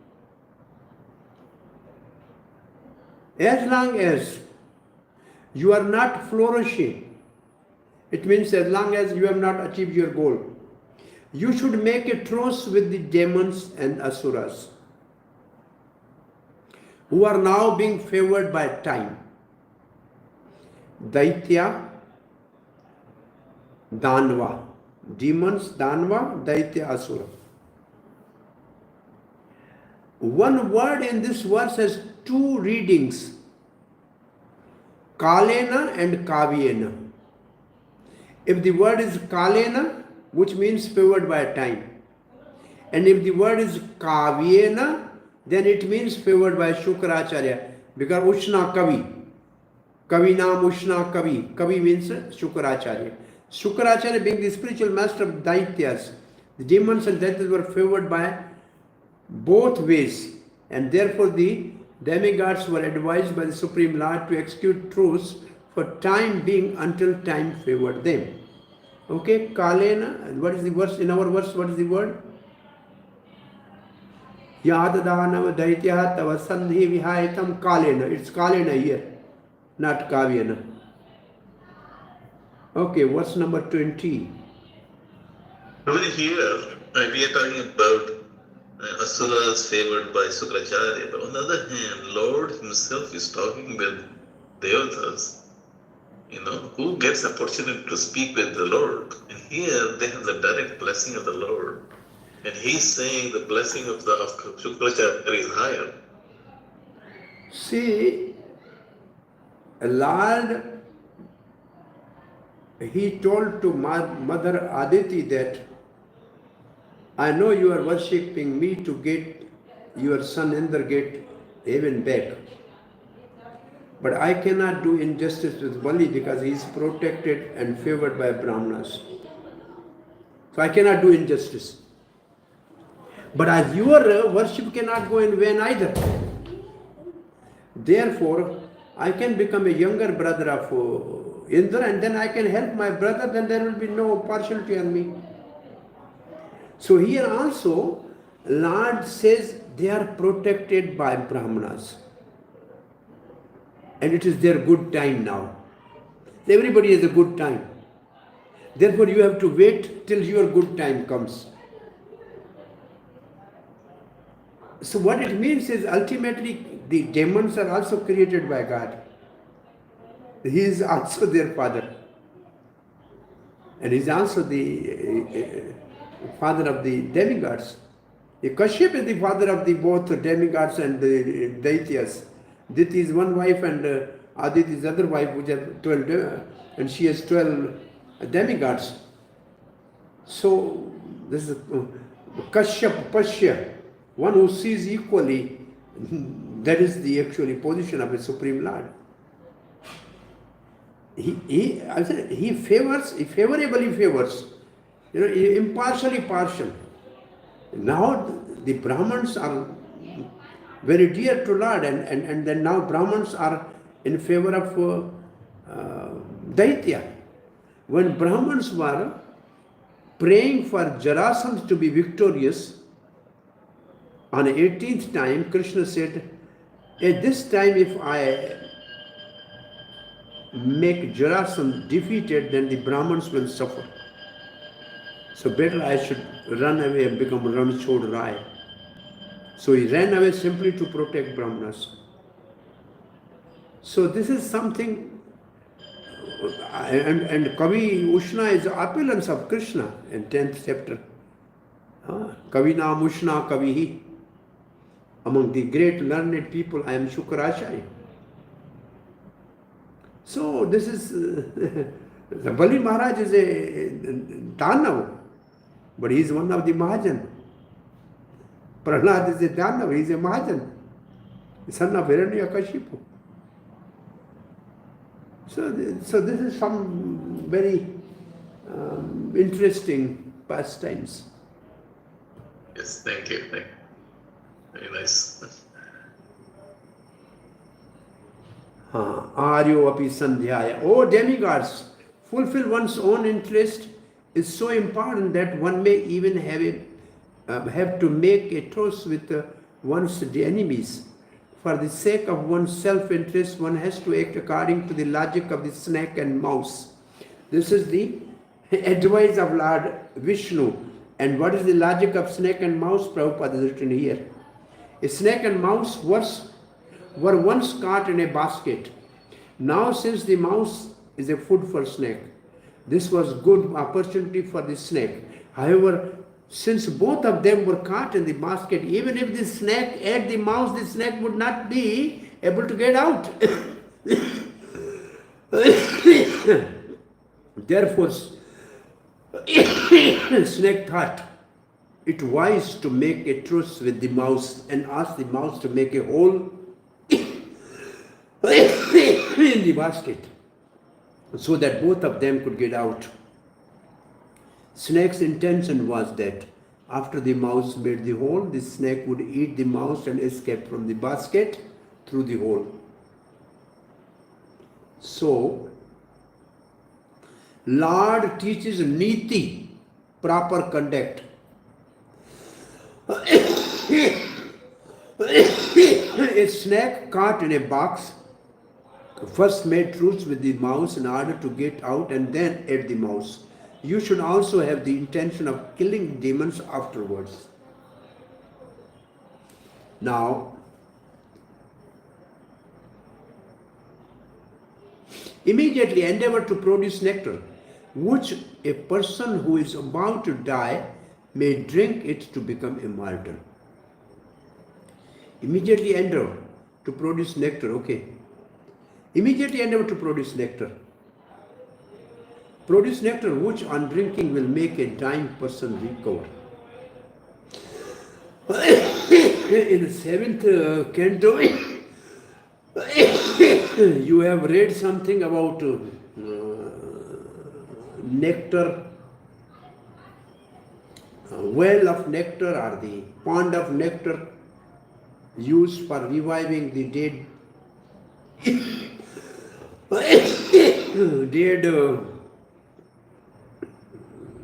asuras.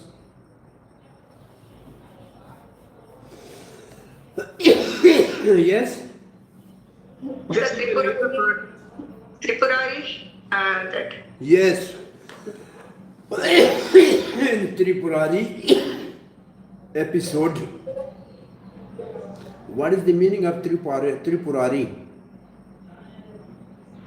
The residence made of three peaks. One is gold, one is iron, silver, and one is iron.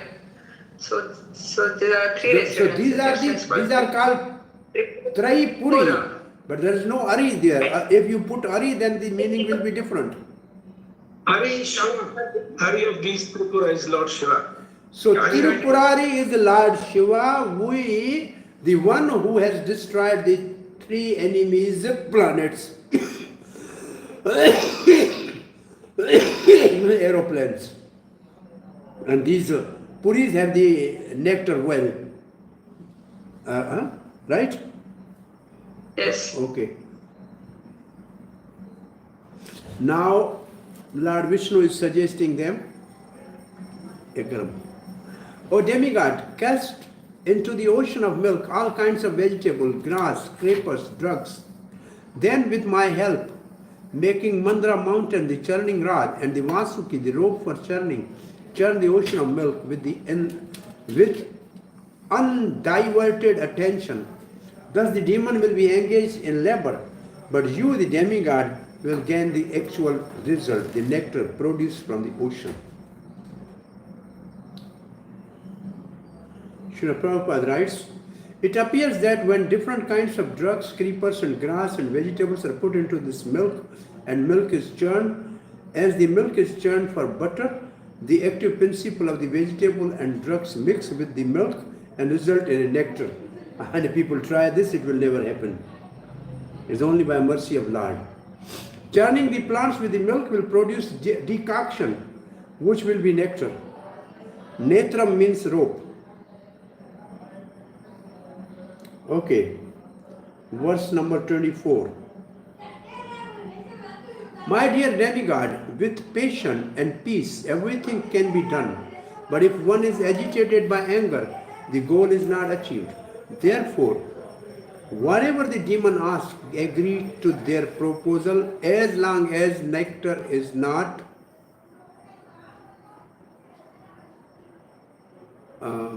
provided to you. O Devas, goals are not achieved by disagreement and quarrel, but by compromise. Verse 25, this section over. A poison known as Kalakuta will be generated from the ocean of milk, but you should not fear it. And when the various products are churned from the ocean, you should not be greedy for them or anxious to obtain them, nor should you be angry. Good advice for all of us when we are going for preaching. Srila Prabhupada's purport. It appeared that by the churning process, many things would be generated from the ocean of milk. 14. You have to count afterwards. 14 ratan, 14 gems came out, including poison, valuable gems, nectar, and many beneficial women, beautiful women. The demigods were advised, however, not to be greedy for gems or beautiful women, but to wait patiently for nectar. The real purpose was to get the nectar. To here means and you should not be greedy for the jewels produced. You should not be angry when the demons take the jewels. You should not display lust for the best of the woman produced from churning. All these things are good advice for all of us. And now the last session, last but one session, 26 to 32, demon agree for the truth proposal.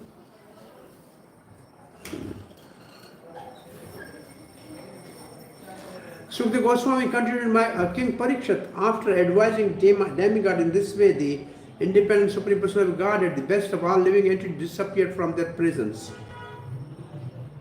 And then the Lord Brahma and Lord Shiva, after offering the respectful obeisance to the Lord, returned to their abode. All the demigods then approached Maharaj Bali. It means headed by Indra, not by Brahma and Shiva. So here it is. Bali Maharaj, a most celebrated king of the demons, knew very well them to make peace and when to fight. Thus, although his commanders and captains were agitated and were about to kill the demigods, Maharaj Bali, seeing that the demigods were coming to him without militant attitude, forbade his commanders to kill them. Vedic etiquette enjoys grahe shatrum api praptam vishwastam akuto bhayam. When enemies come to their opponent's place, they should be received in such a way that they will forget that there is animosity between the two parties. Bali Maharaj was well conversant with the art of peacemaking and fighting. Thus he received the demigods very well, although his commanders and captains were agitated. This kind of treatment was prevalent even during the fight between the Pandavas and Kauravas. In the day they were fighting, in the night they were sitting together and talking like friends. During the day the Pandavas and Kauravas would fight and with the utmost strength, and when the day was over they would go to each other's camp as friends and receive each other. During such friendly meeting, one enemy would offer anything and other enemy wanted. That was the system. Bali, seeing the devatas had come without weapon and armor, forbade his commander who were ready to kill them. Shalokya means famous, okay. Verse number 29. The demigod approached Bali Maharaj, son of Virocham, and sat down near him. Bali Maharaj was protected by the commanders of demons and was most opulent, having conquered all the universes. Verse number 30. After pleasing Bali Maharaj with mild words, Lord Indra, the king of the demigods, who was most intelligent, very politely submitted all the proposals he had learned from the Supreme Personality of Godhead, Lord Vishnu. Verse 31. The proposals submitted by King Indra were immediately accepted by Bali Maharaj and his assistant, headed by Shambhara and Arishtanemi, and by all the other residents of Tripura. What is this Tripura? Ye Tripura Vasihi. It appears from this verse that the politics, diplomacy, and propensity to cheat, and everything that we find in this world, in individual and social negotiation between two parties, are also present in upper planetary system. The demigods went to the Bali Maharaj with the proposal to manufacture nectar, and the Daityas and demons immediately accepted it, thinking that since the demigods were already weak, when the nectar was produced, the demon would take it from them and use it for their own purpose. The demigod, of course, had similar intention. The only difference is that the Supreme Person of Godhead, Lord Vishnu, was on the side of demigods, because the demigods were his devotees, whereas the demons did not care about Lord Vishnu. All over the universe, there are two parties, the Vishnu party, or God conscious party, and the godless party. The godless party is never happy or victorious, but the God conscious party is always happy and victorious. Good, interesting. The proposal was pleasing to Bali and others. They thought that they could take the nectar produced from the churning after defeating the devatas who were weak. Last of this section 32. Tato devasuraha krtavaha samvidam krtaso hridaha udyamam paramam chakroho amrita arte param tapa. Maharaj Parikshit, chastised of the enemies, the demigods, and the demons thereafter made an armistice between them.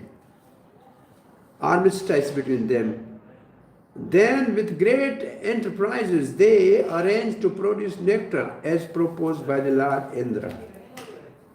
Srila Prabhupada. The word samvidam is significant in this verse. The demigod and demons both agreed to stop fighting, at least for the time being, and endeavor to produce nectar. That is called the meaning of truce. Srila Vishwanath Chakravarti Thakur notes in this connection, Samvit Yudhe.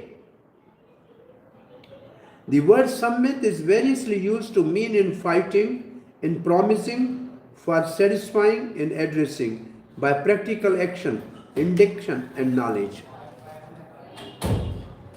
So Samvit means an agreement. The dictionary called Adhyan says that Samvit can mean battle, Samveta, Yujutsava. There's also there, Samvit means fighter. Promise, conduct, a name, satisfaction, talk, a rule, an agreement, or knowledge. Now, last section. Lord Vishnu assists demon and devatas to carry mountain. Verse 33. Thereafter, with great strength, the demon and demigods, who were all very powerful and who had long stout arm, uprooted Mandra mountain, crying very loudly, and they brought it towards ocean of milk. Verse 34. Hare Krishna, can I ask a small question? Yes? Which ocean of milk is meant here? Say again? Which ocean of milk is meant in this verse? It's one of the... Which meaning of the Samvit? I think... No. Where is this ocean of milk? Is somewhere in the Bhumandala? Yeah, one of these oceans? It is in this material world. Ocean of milk is in this material world.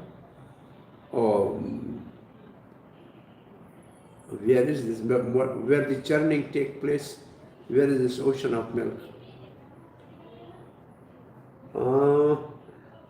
I don't know exactly, but at least if you want, in a 5th canto, we have discussed the different island, and each island has a surrounding ocean, and one of the island is surrounded by milk ocean. Is there something like that? Kronchadweep. Kronchadweep. Kronchadweep is surrounded by milk. Yes. So this is one. I mean, one educated guess is like that milk ocean, which is around some of the Dweep. But somebody should do more research and exactly try to find out which milk ocean was churned. And this is the milk ocean which is in this material world. Of course, where Kshirodakshai Vishnu lies, that's also as a milk ocean. But I don't think that Lord will ask them to make, fighting within his home, that's where he lives. It must be the Kronchadweep. I don't know if I find out. Thank you. Hare Krishna. Because of conveying the great mountain for a long distance, King Indra, Bali Maharaj, and other demigods and the demons become fatigued. Being unable to carry the mountain, they left it on the way. And then mountain known as Mandra, which was extremely heavy, being made of gold, my God, fell and smashed many demigods and demons. Don't go near to gold. By construction, gold is heavier than stone, my God. Since Mandra mountain was made of gold and was therefore heavier than stone, and demigods and demons could not properly carry it to the ocean of milk. Mountain is called Kanak Achalla. Kanak means gold, Achal means mountain. The mountain is called Kanak Achal or golden mountain. Achal means immovable. Because of the weight of the gold, the mountain could not be moved. Gold is heavier than stones. Verse number 36. The demigods and demons were frustrated and disheartened, and their arms, thighs, shoulders were broken. Therefore the Supreme Personal Godhead, who knows everything, appeared there on the back of his carrier Garuda. 38:7. Giripata vineshpishtan vilokyamardanavan ikshaya jivayanasa. By simply seeing them, by casting a glance on them, nirjaram nirvanam yatha, like they become free from all the pain and injuries. Observing the most of the demigods and demons, and demigod had been crushed by the falling of mountain, Lord glanced over them and brought them back to life. Thus they become free from grief, and they even had no bruises on their bodies. Oh my God. Lord is helping both. Now, 38. Lord very easily lifted the mountain with one hand and placed it on the back of Garuda. Then he too got on the back of Garuda and went to the ocean of milk, surrounded by demigods and demons. Here is the proof of omnipotence of the Supreme Personality of Godhead, who is above everyone. There are two classes of living entities, demons and demigods. And the Supreme Personality of Godhead is above them both. The demons believed in the chance theory of creation, whereas the demigods believe in the creation by the hands of Supreme Personality of Godhead. The omnipotence of Supreme Personality of Godhead is proved here. For simply with one hand he lifted Mandra mountain. The demigods and demons placed them on the back of Garuda. And Mandra mountain, demigod and demons placed on back of Garuda and brought them to the ocean of milk. Now the demigods and devotees would immediately accept this incident, knowing that the Lord can lift anything, however heavy it may be. But although demons were also carried along with the demigods, demon, upon hearing of this incident, would say that it is mythological. But if God is all-powerful, why would it be difficult for him to lift a mountain? Since he is floating innumerable planets with many hundred and thousands of Mandra mountain, why can't he lift one of them with his hand? This is not mythology, but the difference between the believer and faithless is that the devotee accepts the incident mentioned in the Vedic literature to be true, whereas demons simply argue and label all these historical incidents mythology.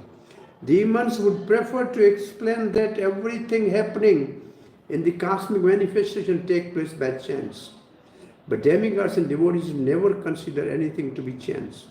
Rather, they know that everything is an arrangement of Supreme Personality of Godhead. That is the difference between the demigods and demons. Last verse, by the way. Avaropya girim skandhat suparanaha patatam varaha yayo jalanta utasarjaha harina savisarajitaha. Thereafter, Garuda, the chief of the bird, unloaded Mandra mountain from his shoulder and brought it near the water. Is a milk. Then he was asked by Lord to leave that place, and he left. purport. Garuda was asked by Lord to leave the place because snake Vasuki, who was to be used as a rope for churning, could not go there in presence of Garuda. Garuda, the carrier of Lord, is not a vegetarian. He is the one Vaishnava who is non-vegetarian.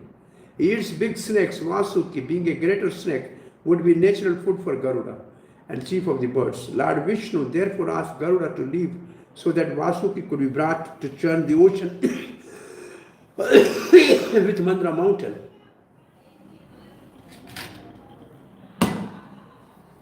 Which was to be used as churning rod. There are wonderful arrangements of the Supreme Personality of God, and nothing takes place by accident.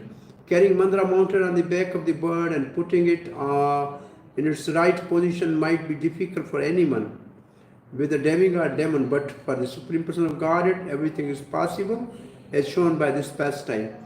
The Lord had no difficulty lifting the mountain with one hand, and Garuda, the carrier, carried all the demons and demigods together by the grace of the Supreme Lord. Lord is known as Yogeshwar, the master of all mystic power, because of his omnipotence. If he likes, he can make anything lighter than cotton or heavier than the universe. Those who do not believe in the activities of Lord cannot explain how things happen. You know Vrindavan, Birj? One meaning of and Birj is like a lotus flower, 100 petal lotus flower. And function of lotus is, in the night it closes, in the day it opens. You know this? You know this? Yes, Prabhuji. So, in the night when Krishna wants to meet the Radharani and Gopis, from Barsana to Nandgaon is 2 steps only. And Vrindavan, Bansi Bhat is 3 steps only. But in the day when the demons come to chase Krishna, it is 40 miles. So in the night, everything becomes close together as because it's lotus. And in the day it is wider apart. So demon can't reach Krishna and devotees are never separated from Krishna. So that's what is here. It's like everything is done by the Supreme Personality of God. Lord himself comes.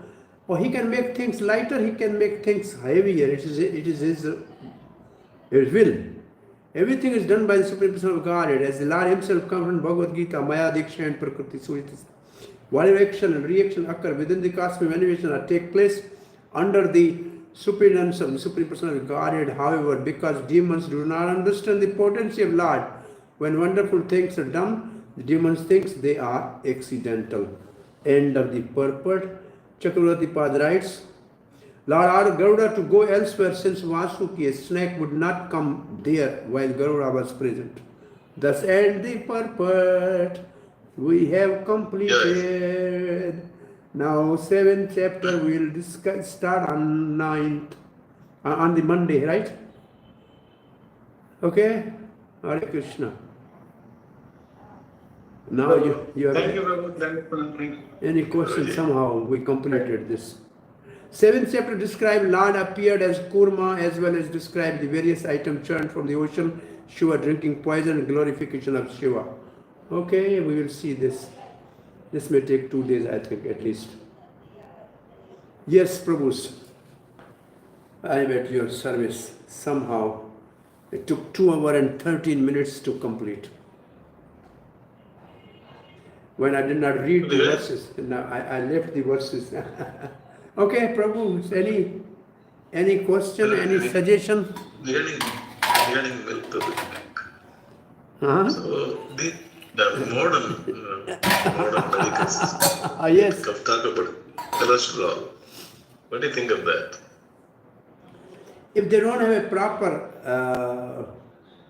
desi Bharati cow, if there's a crossbreed, there may be cholesterol, I don't know, but Bharati cow's milk, those who are drinking are strong and still alive. I think there's a difference in the milk of the different breeds of the cows. Yeah. There are so many things in the milk of the cow. There is gold, there are some other minute things are there. Anyway, Prabhupada is writing that drink more milk, you live long, so we have to accept. Prabhupada, the doctor can change tomorrow something, but Vedas will not change. Yeah, they may change tomorrow. They may change and say something tomorrow. They can make the injection of milk and charge more money and give us tomorrow.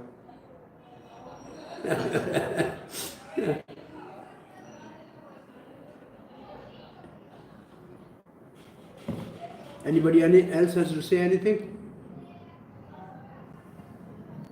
Prabhuji, there is one thing which I learned and understood also, that earlier the cow after eating used to go and walk for miles and then come back and then give milk.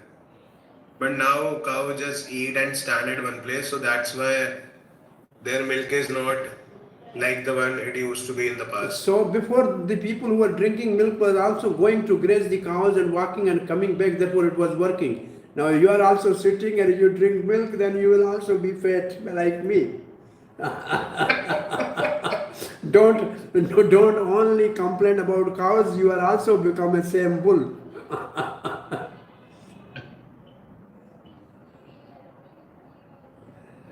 The whole thing is, I think, drinking milk and then you have to walk after the cows and take care of the cows. You have to walk at least 8-10 kilometers a day, then there's no problem. You are fit.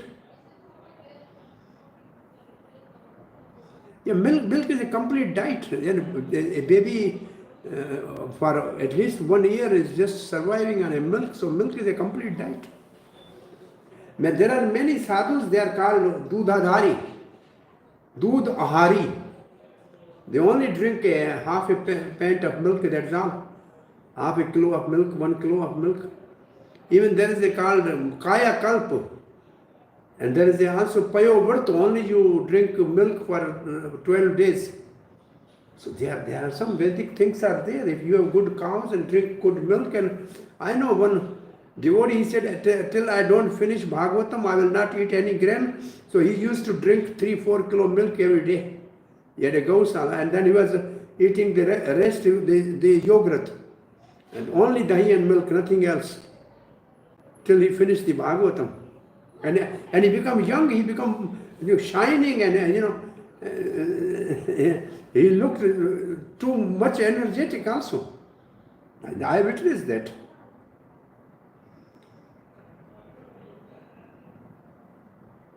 If you have your cows and you can do little seva to the cows, then you drink the milk. It's not that you purchase milk and then you drink. It won't work. You do the seva for the cow and then drink, then it will produce its effect.